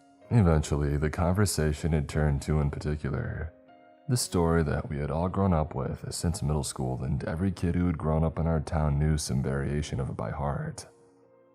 The tale of the Cold Lake 3. It was one of those local legends, but of more recent years. The sort of intoxicating blend of verifiable events and supernatural conjecture sure to leave a footprint in the culture of any quiet town. The story has different versions and endings depending on who told it to you, but the basic details were always about the same. 9 years ago, 3 older kids had disappeared. This part was probably genuine. They were Katie Waller, Ben Wilkins, and Theodore Foster, or the Cold Lake 3. As local news had dubbed them, students from the very high school that I now attended. I was in elementary school when it had happened, and for that year, it was practically all anybody could talk about. It had been the most significant thing to happen to Cold Lake and the surrounding county in some time. I recall even in elementary having assemblies about the tragedy and calling for vigilance until the police knew more. As time had passed, theories developed, ranging from the idea that the 3 were friends and had plotted to leave town altogether, to whispers of a murderer in Cold Lake. As far as anyone knew, nothing ever came of the case, and when a year had passed without so much as a body, it seemed that most media interest had waned. It was around this point that the stories began. I had first heard it at my first middle school party, Dave Christie's birthday party, gathered around a bonfire, Terrence along with me. We had all gathered around the fire pit in Dave's backyard, party hats strapped tight, and the high of sugar coursing through our veins beginning to fade, when his older brother Brent had gathered us all together with the promise of a story regarding the one topic that everybody in town knew, claiming to know a side of it that he insisted the grown-ups wouldn't tell us. First, he began, peering around the gathering of middle schoolers. Who here knows about the CL3? Hands shot up, and sounds of recognition spread through the group. Even at our young age, we had all heard of the Three's disappearance. Curfews and allowances for going outside to play became much more restrictive during that time. Our parents often wielded the threat of ending up like the Three as a cudgel to dissuade disobedience, wandering too far, staying out too late, the like. What few of us knew, however, the veil of childhood naivety and adult secrecy keeping it from our ears, they were the stories. These were the tales from some of those tasked with searching for the Three, and the whisperings that would trickle out from Old Town following the events. Brent smiled, eyes gleaming with a mischievous look. Well then, which of you little dorks have heard about the tunnels? None of us raised our hands at the question, unsure glances passing between my peers and me. He snorted, a forced snort of sound scoffing at us. Then you don't know anything. Your parents probably don't want you guys getting scared, and the police don't want to admit that they're clueless. But when you get older, you hear things. He smirked. You guys want to know the truth? The fire crackled as if on cue, making a few of us jump. A few kids stood and laughed, reaching their limit on scary for the night. After the initial surprise, the rest of us nodded. Those kids didn't run away. Theo, Ben, and Katie. People at school knew them, and yeah, they were weirdos, but not like that. My eyes widened as I began to process what he was saying. You went to school with the Cold Lake Three? I gasped. He nodded. Duh, I'm only a sophomore. It was last year. The event had seemed so massive that I'd almost forgotten it was that recent and so close to home. I almost certainly knew people who had known the Three. They were loners, except with each other. I think Katie and Ben were dating, and Theo was Ben's best and only other friend, so they were almost always together. My dad said that Theo Foster killed Ben and Katie because he was jealous. A heavy-set boy a few spots away from me chimed in. Yeah, your dad's a moron. Theo passed out in biology at the idea of dissecting a frog. No, they didn't kill each other or run away. He sighed, eyes narrowing as if recalling something that had bothered him. Then what happened? Dave asked. The tunnels, he said, voice low and ominous over the hiss of a crackling fire. They started hanging out in these tunnels under the old part of town. There's an old sewer system under Old Town. They never finished it and no one knows why. But they sealed it off and decided to build the current system that we have now instead. I couldn't see where the story was going, but I felt riveted. It felt as though Brent was letting us in on a secret, the true depths of which I doubt he even knew, and which I wouldn't find out until my nightmare beneath the city. Well, Ben and Theo got bored one afternoon, wandering Old Town and smoking as they always did, and I guess they found one of the maintenance hatches and broke in. As he spoke, recognition bloomed. I had heard of the old sewer line, years before from my grandfather. He had been well past his best days, dementia wreaking its havoc on his mind, but he always seemed to recall one warning. Stay away from the manholes in the Old Town, Darnell, he would say, always using my father's name instead. Ain't nothing good in this town, and even less beneath our feet. As a child, his warning seemed merely the ramblings of a fading mind. But sitting in that backyard, I felt a twinge of excitement as I began to connect the two. Brent continued. They found a whole crap ton of tunnels down there, some massive. There's never stuff to do in this town, and before long, it became their own personal hangout. He took a sip from the beer that he had stolen out of his dad's fridge, a knowing look appearing on his face as he seemed to dwell on some uneasy thought. It was weird, but they were kind of weird loner kids, so the fact that they took to loitering in sewers, it made sense. Nobody thought anything of it until they started telling these, stories. It was Theo first. He swore that something was living down there, that upon wandering the sewers, he had found a passageway into a part of the underground that was different. Another swig and that troubled look had deepened. Different how? I hardly realized that I was speaking until I had asked the question. He frowned a bit. It was much too big, he started, and too old. I don't know how he knows, but he said the tunnels that he found were much too old to be built anytime recently. I guess he started getting curious, he said. Heading in alone, and one night, he found something, or it found him. A log popped in the fire, making my heart lurch with a sudden fear. Something chased him out, he swore. He never saw it in the darkness of that old sewer, but he had heard it. Something big and fast, and hungry. Told everybody who would listen. He shrugged. No clue why he went back and why any of them did. Maybe he wanted to prove a point. But the next time any of us saw the three of them, it was on that day after school heading for Old Town. So what happened? Another kid asked. What do you think? Brent snorted in response. I know what the adults are saying, and I also know that ever since the three, they've tried to keep the old sewer entrances locked up tight. Police have chased off a few kids trying to explore down there, for all the good that it's doing. Why would they do that if they thought those kids just ran away?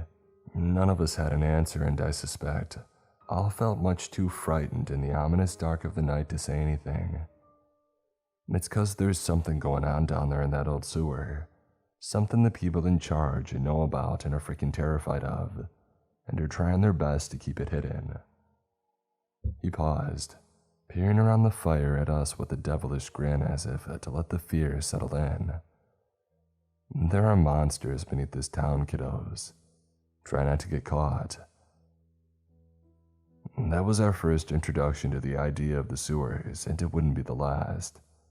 As insane as it might sound given what we were told, and the story that most kids believed, the disappearances became a sort of an urban legend. With that status, the sewers became a spot for local teenager daredevils or fans of the supernatural to test their mettle. It was a badge of honor to return with your own creepy story of odd sounds chasing you from the darkness, or sightings of the impossible that only the bravest of us had received. And while most of these stories were surely exaggerated, or faked altogether by attention-seeking kids, some stood out in their consistency.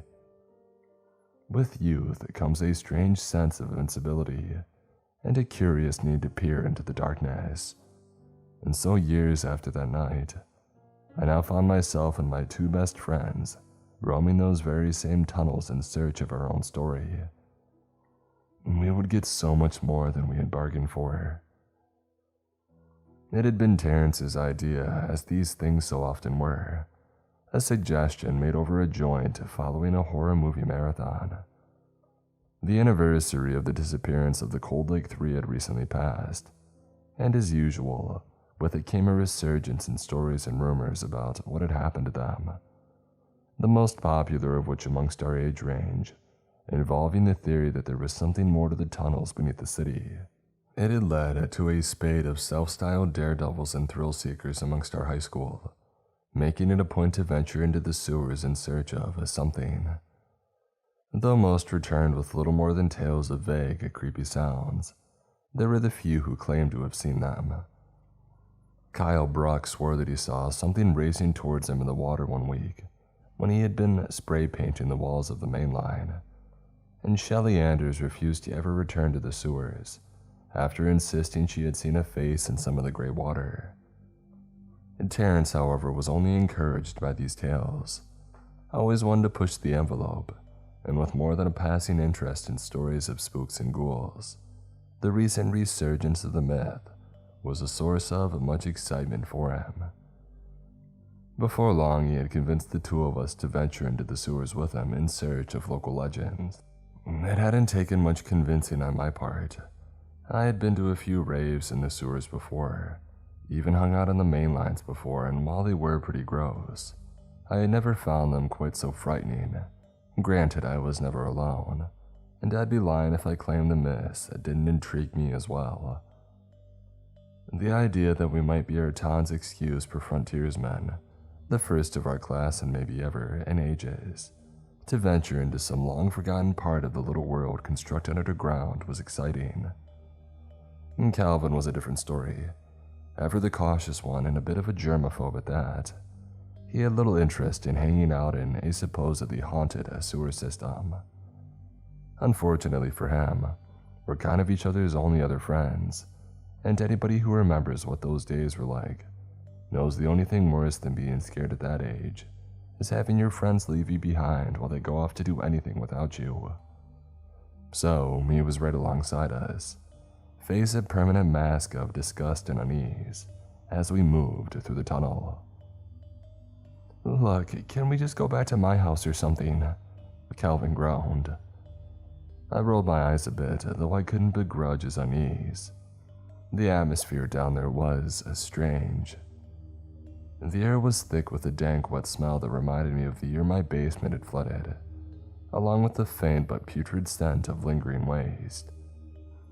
The tunnel's construction was such that it swallowed anything more than a yard ahead in the murky darkness, from which the distant sounds of running water and the grating drip of condensation on the damp pavement echoed.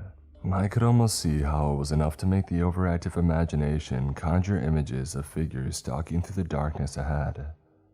I shuddered despite myself. It stinks down here, and I don't even care about these stupid myths, especially not enough to want to hang out in these creepy old sewers. Terrence faked a cough. "Baby," he muttered in between, prompting Calvin to slug him on the arm. Come on, guys," I scoffed. "Argue when we get to a point that we can stand up straight." We had entered the tunnels through a massive opening on the outskirts of town, in a ditch beside the now dry bed of a stream. I was unfamiliar with the entrance, as most people usually just entered through one of the maintenance entrances, but Terrence had other ideas. Having heard about the entrance from a friend who claimed it led to an unexplored portion of the sewers, Terrence decided then and there that it would be our mission to be the first to venture the length of the new entrance. The opening was a concrete pipe, jutting from the side of a ditch where a stream had once run, in space no less than 5 feet wide on all sides, in which only one could see so far into the inky blackness.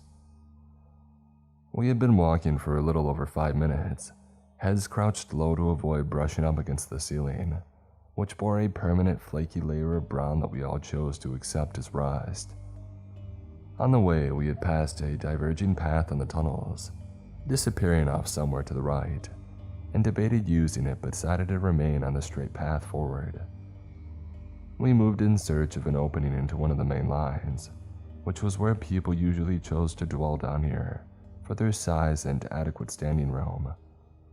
The main lines were the largest of the tunnels, massive cavernous pathways of nearly 20 feet in diameter, with still rivers of murky, gray water, 5 feet across, separating the walkways on either side.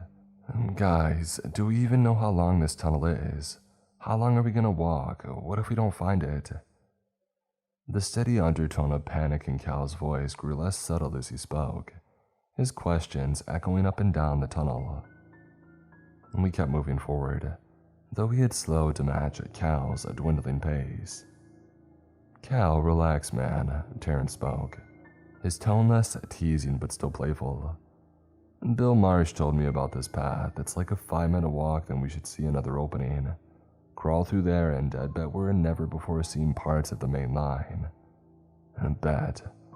I could have taken note of the lack of certainty in his statement, but my back was sore and I was tired.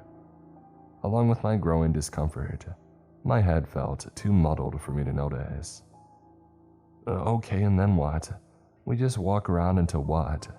We hear something creepy and get to run back and tell everyone. He looked unconvinced. Terrence scoffed. I mean, yeah, we're not here for a tour of sewage history. I chuckled, offering Cal an apologetic shrug as he shot me a look. Listen, man, if you're too scared and are going to complain the whole time, just head on back. You know the way out. Kevin and I will meet you back at the house. He nodded off down the tunnel towards the entrance that we had used. But we've heard these stories since we were kids, and Kevin and I are going to go check it out. Calvin considered the offer, looking between us to see if either would relent, and then head back down the tunnel. God, how I now regret not stepping in and agreeing with them. Hey, I chimed in. We'll be in and out. If nothing happens, heck, if something does happen, we'll dip. I could see his reluctance or resistance rather waning. On Monday, we can tell everyone at lunch how we braved these spooky sewers under Old Town. Michelle might be impressed. Screw you, he said with a tense laugh. Let's go. And Terrence whooped, clapping him on the shoulder. I shot him a smile and we continued forward. As we moved deeper into the tunnel, it became obvious that we were growing closer to some body of water, as almost half an inch of water had begun to pool at our feet.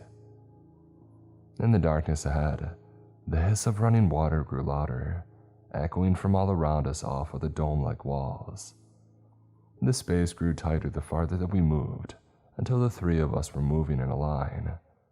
It should be pretty close, Terrence muttered, the exertion of crouching for so long present in his voice.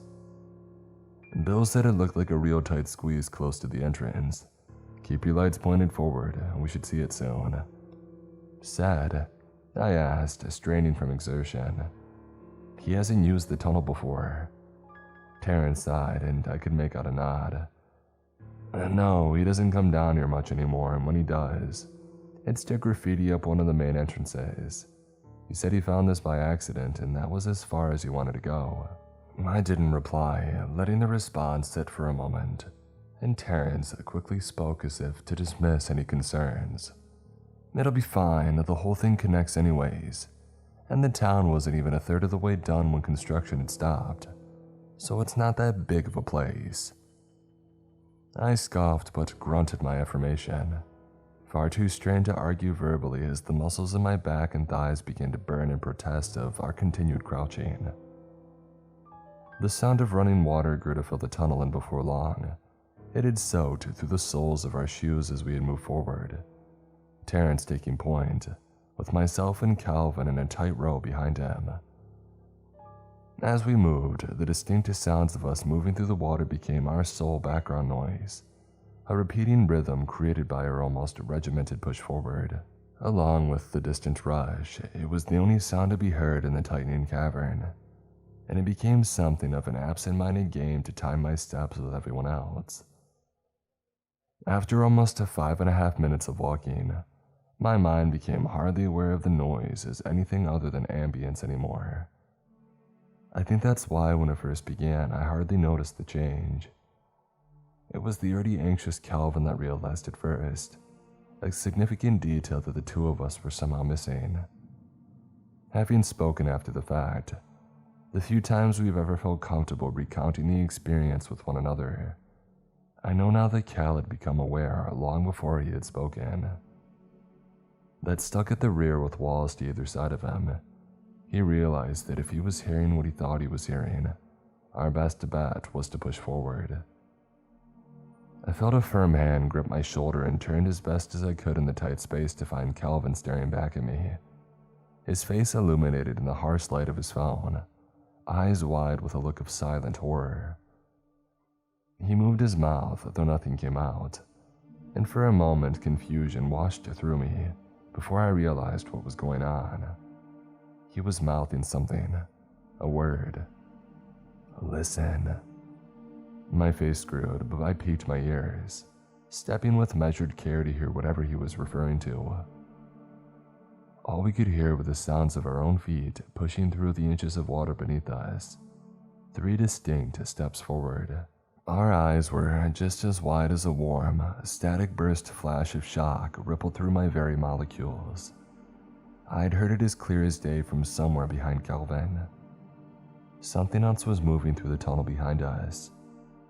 I swallowed, and for a moment, the two of us just looked between one another, asking the same silent question, our looks answering off. Did you hear that? We knew that we both had. For the first time since we had entered the sewers, I felt much like Calvin as my guts twisted into uneasy knots.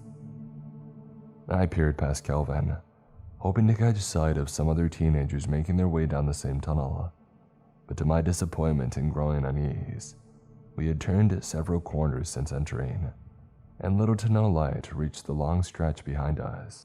Still, the darkness that now seemed to mass behind us felt unnatural, almost oppressive, and from within it echoed still, the unmistakable sound of someone drawing closer as they splashed through the water. It was clear that whoever was behind us cared little if we had heard their approach. I considered saying something, alerting Terrence perhaps, and by the looks of it, Calvin was too, but still I shook my head. The echo in the tunnel all but ensured whoever was behind us would hear, a thought that made my guts knot with a cold unease. Were it not for the rush of water somewhere close ahead, now so loud it began to overcome even the sound of our own footsteps, our guest's approach surely would have echoed throughout the entire tunnel. Here it is, Terrence spoke. I pointed my flashlight forward with his, revealing the small round opening in the stone wall ahead. On the other side, water roared in the tunnel below. Rails lining the path were walking visibly on the other side, but there was something strange about it. The light shone and faded as it stretched past the railing, and still it only found darkness. The entrance into the main line was a tight squeeze, almost a concrete porthole to the other side. Welcome, boys, to the underground. Terrence spoke, beaming back at us, the light of his phone stretching odd shadows across his face. Yeah, amazing, just go. The urgency in Calvin's voice was almost panicked. Though unaware of the fourth person in the tunnel, Terrence smirked, dismissing it as more of Calvin's usual anxiety.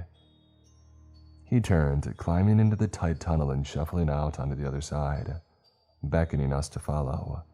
I did next.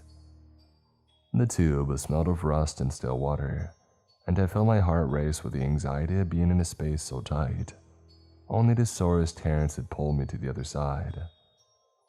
I caught my balance with my hand, lowering myself out of the tube and onto the concrete walking path on our side. As I rose to my feet, I got a better look at the chamber that served as home to what was practically a man-made river. I felt my mind waver, a rising sense of tingling unease swelling as it took in the sheer scope of the space in which I found myself. Whoa, I breathed, the word seeming to travel down either end of the corridor. Yup, Terrence responded. Welcome to the underworld. The tunnel was massive in a way I could hardly fathom being possible just beneath our feet. Somehow the ceiling and walls extended out at all sides, until I was certain that a passenger plane could have fit through. Guys, I don't know if I want to try this, it's going to be a tight fit. Cal's pleading tone came through the tunnel. Terrence turned back with a groan. You'll be fine, man, trust me, I'll pull you through. Calvin sighed, muttering to himself. As I shone my light around, trying to get a sense of the space that I had entered, I could make out graffiti covering the walls, in various stages of wear and tear, all reading eerily similar or ominous messages. We never should have opened these tunnels. God forgive us. Abandoned all hope. And for whatever reason, the one that stuck with me the most scratched into the wall just above the tunnel that we had entered through. If you're here, it's already too late. I stifled a chill, but it did little to stop the rapidly growing sense of wrongness the air seemed thick with. I pointed the light over the railing, aiming it into the murky gray waters beneath. I could make out nothing, not even the depth in the stream of filth, and felt oddly an odd twist of panic in my gut as I stared into it, as though something might be lurking just beneath the surface. I peered around the tunnel some more, illuminating more graffiti and impromptu art, before the light fell on something that made me stop. At the roof of the tunnel on opposing sides sat what appeared to be valves, closed with iron lids. Between them was a warning, left in large yellow letters and accompanied by an ominous illustration I can describe only as the outline of a man, with a facsimile of the Grim Reaper lurking over his shoulder. What it read sent a chill down my spine. Warning, hostile non-human entity. Unauthorized personnel leave immediately or risk death. My heartbeat picked up and I tried to force a nervous chuckle, though I failed. Surely it had to have been a prank of some sort, or some weird graffiti left behind by a prior visitor meant to freak us out. Yet that didn't feel right. The warning looked real and official despite as insane as it had sounded. Non-human entity, I shuddered. I had not really expected our journey to turn up anything, and things were beginning to feel much too strange for me, my mind running with those vague stories of what had happened to the Cold Lake Three. Cal, what are you doing, man? Let's go.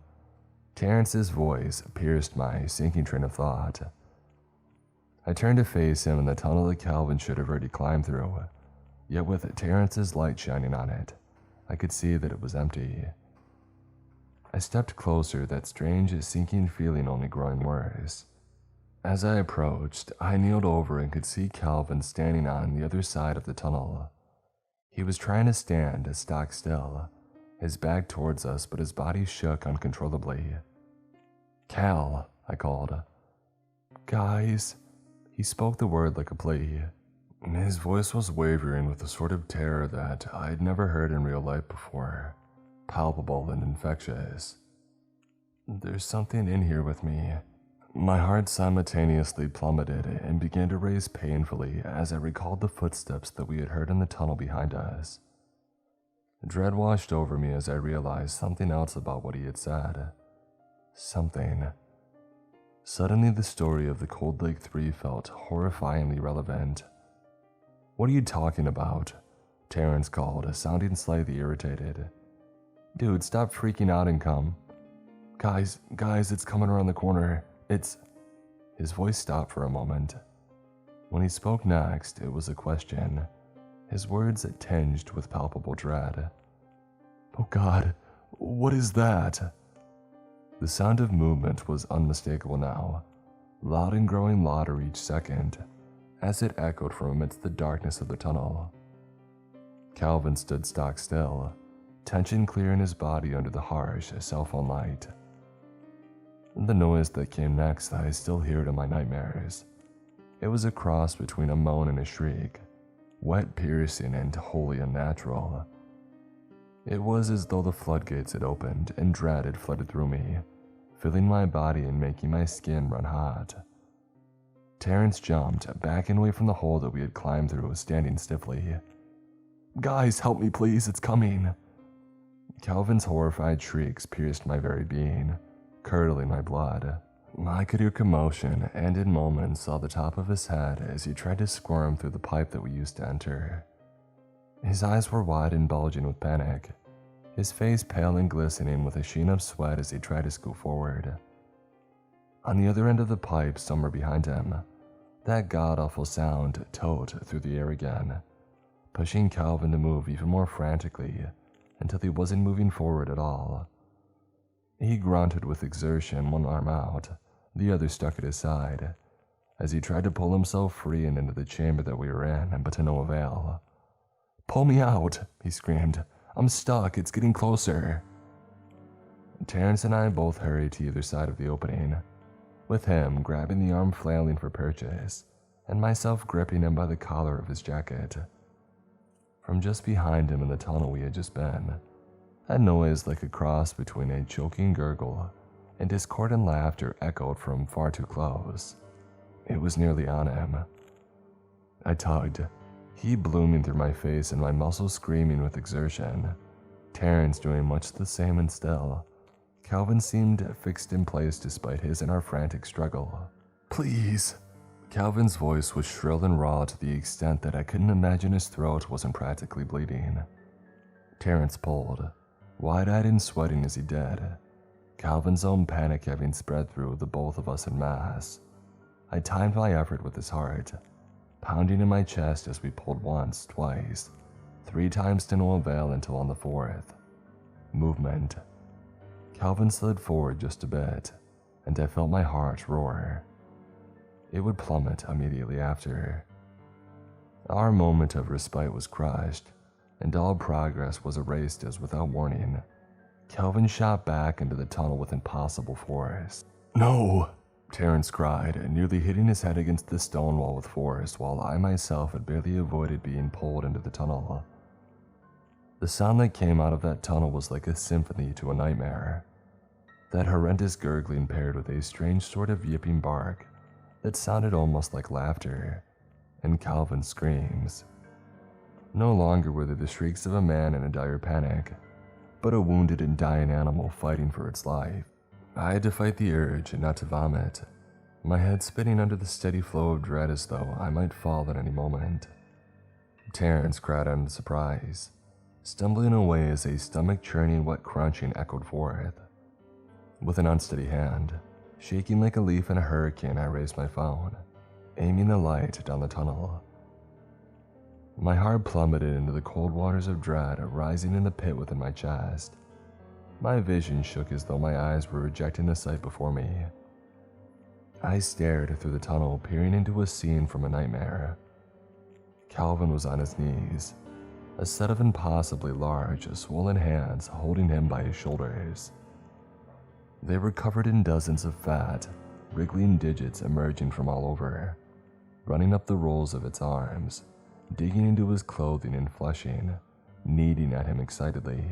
The skin moved and wavered, and it looked as though smaller fingers were trying to press their way to the surface. The thing's face was still obscured, reaching to the ceiling of the small tunnel that had almost filled entirely with its massive form. But it was clear that what I was looking at was not a human, or at least it was no longer. It filled the tunnel, nearly crushing Calvin to the wall with its mass, an immense being of bubbling flesh and grasping fingers. Calvin's screams filled the air, at this point little more than background noise to the horror unfolding. Small thin strips of flesh like tentacles gripped at him angrily as it raised him closer. Please," Calvin whimpered, voice wavering with unrestrained emotion.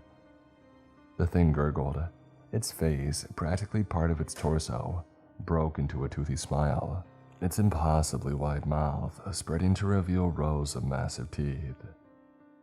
2 fish-like eyes like twin pools of oil peered back at us. Despite its features being something out of a nightmare, there were traces of something human within, most notably its expression, a smile that made my blood curdle, dripping with malintent. Its mouth opened, spreading far wider than any jaw should. My heart fell into the pit of my stomach as I watched it raise my friend until its mouth encircled his head. He stared at us as best he could, eyes wide but devoid of hope. "Go," Terrence muttered a curse, a voice shaking. "Sorry, man," he muttered, the hurt in his words shared. We ran, and the sound that followed us as we fled into the darkness ahead is one that I'll never forget. A scream of impossible pain disappearing immediately into a shrill gurgle and a wet crunch. Warm tears stung my eyes as we ran. I felt like a coward, yet any faint idea of returning was dashed by the sounds it made as it devoured him, horrific shrieks that echoed off of the walls as though it were all around us. The tunnel seemed to stretch on forever as we ran, and as these sounds of our friend's end began to fade, the imminent sense of doom gripped us again. We had no idea where we were going or if we were any nearer to an exit. From somewhere in the darkness behind us, far closer than it should have been, that thing roared. Somehow I knew that its feast was complete and that we were next. Terrence began to cry audibly as we both picked up the pace, his legs surely burning as my own were, hearts thrumming to the point of overexertion. Another roar, closer this time. How freaking far does this thing go? I called, my lungs on fire. I don't know, he called back. It killed Kelvin. Kelvin's dead and we're gonna die. As if in confirmation, its roar rang off of the stone walls again, growing louder over the rush of water. Our lights danced along the walls and floor as we ran nearly blind until I caught sight of something that, for the first time, was an ember of hope in this waking nightmare. There's a tunnel, Terrence, over here. I had nearly missed it as my light just barely crossed it as we ran, but by some stroke of luck or the blessing of whatever God might exist, I caught a glimpse of it. We stopped, something that felt against my every natural instinct, as the very ground shook beneath us under the steady approach of the thing from the sewers. It was another tunnel, not unlike the one we had made our way through before, just a bit wider. A realization that even in the horror of the moment struck my heart as I recalled Cal's final moments. Crap, dude, what if it doesn't lead outside? Terrence said, his tone now awfully similar to our lost friend. I swallowed. We have no other choice. That thing is going to catch us. It's this or... I trailed off. We both knew there was little time to decide. Before he could take a moment more to think, I was moving, crawling through the opening at a fevered pace, and I could hear Terrence behind me in an instant, that thing approaching not far behind either of us. There was no way to hold the phone and make our way forward at a fast pace, so we sacrificed sight for speed, and in doing so, moved forward in pitch black, potentially even deeper into the maze that apparently existed down here. We had been moving for what would have been almost 3 minutes when, from the opening of the tunnel, there was a roar unlike any of those before. Raw with a strange animal sort of rage, it had found us. A sound like the rush of a train began from somewhere in the darkness behind us. Go, Terrence cried. I needed no encouragement.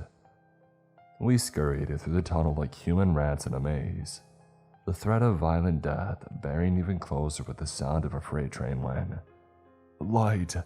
I felt a surge of hope erupt forth in me, somehow pulling energy from reserves I didn't know that I had and pushing me forward.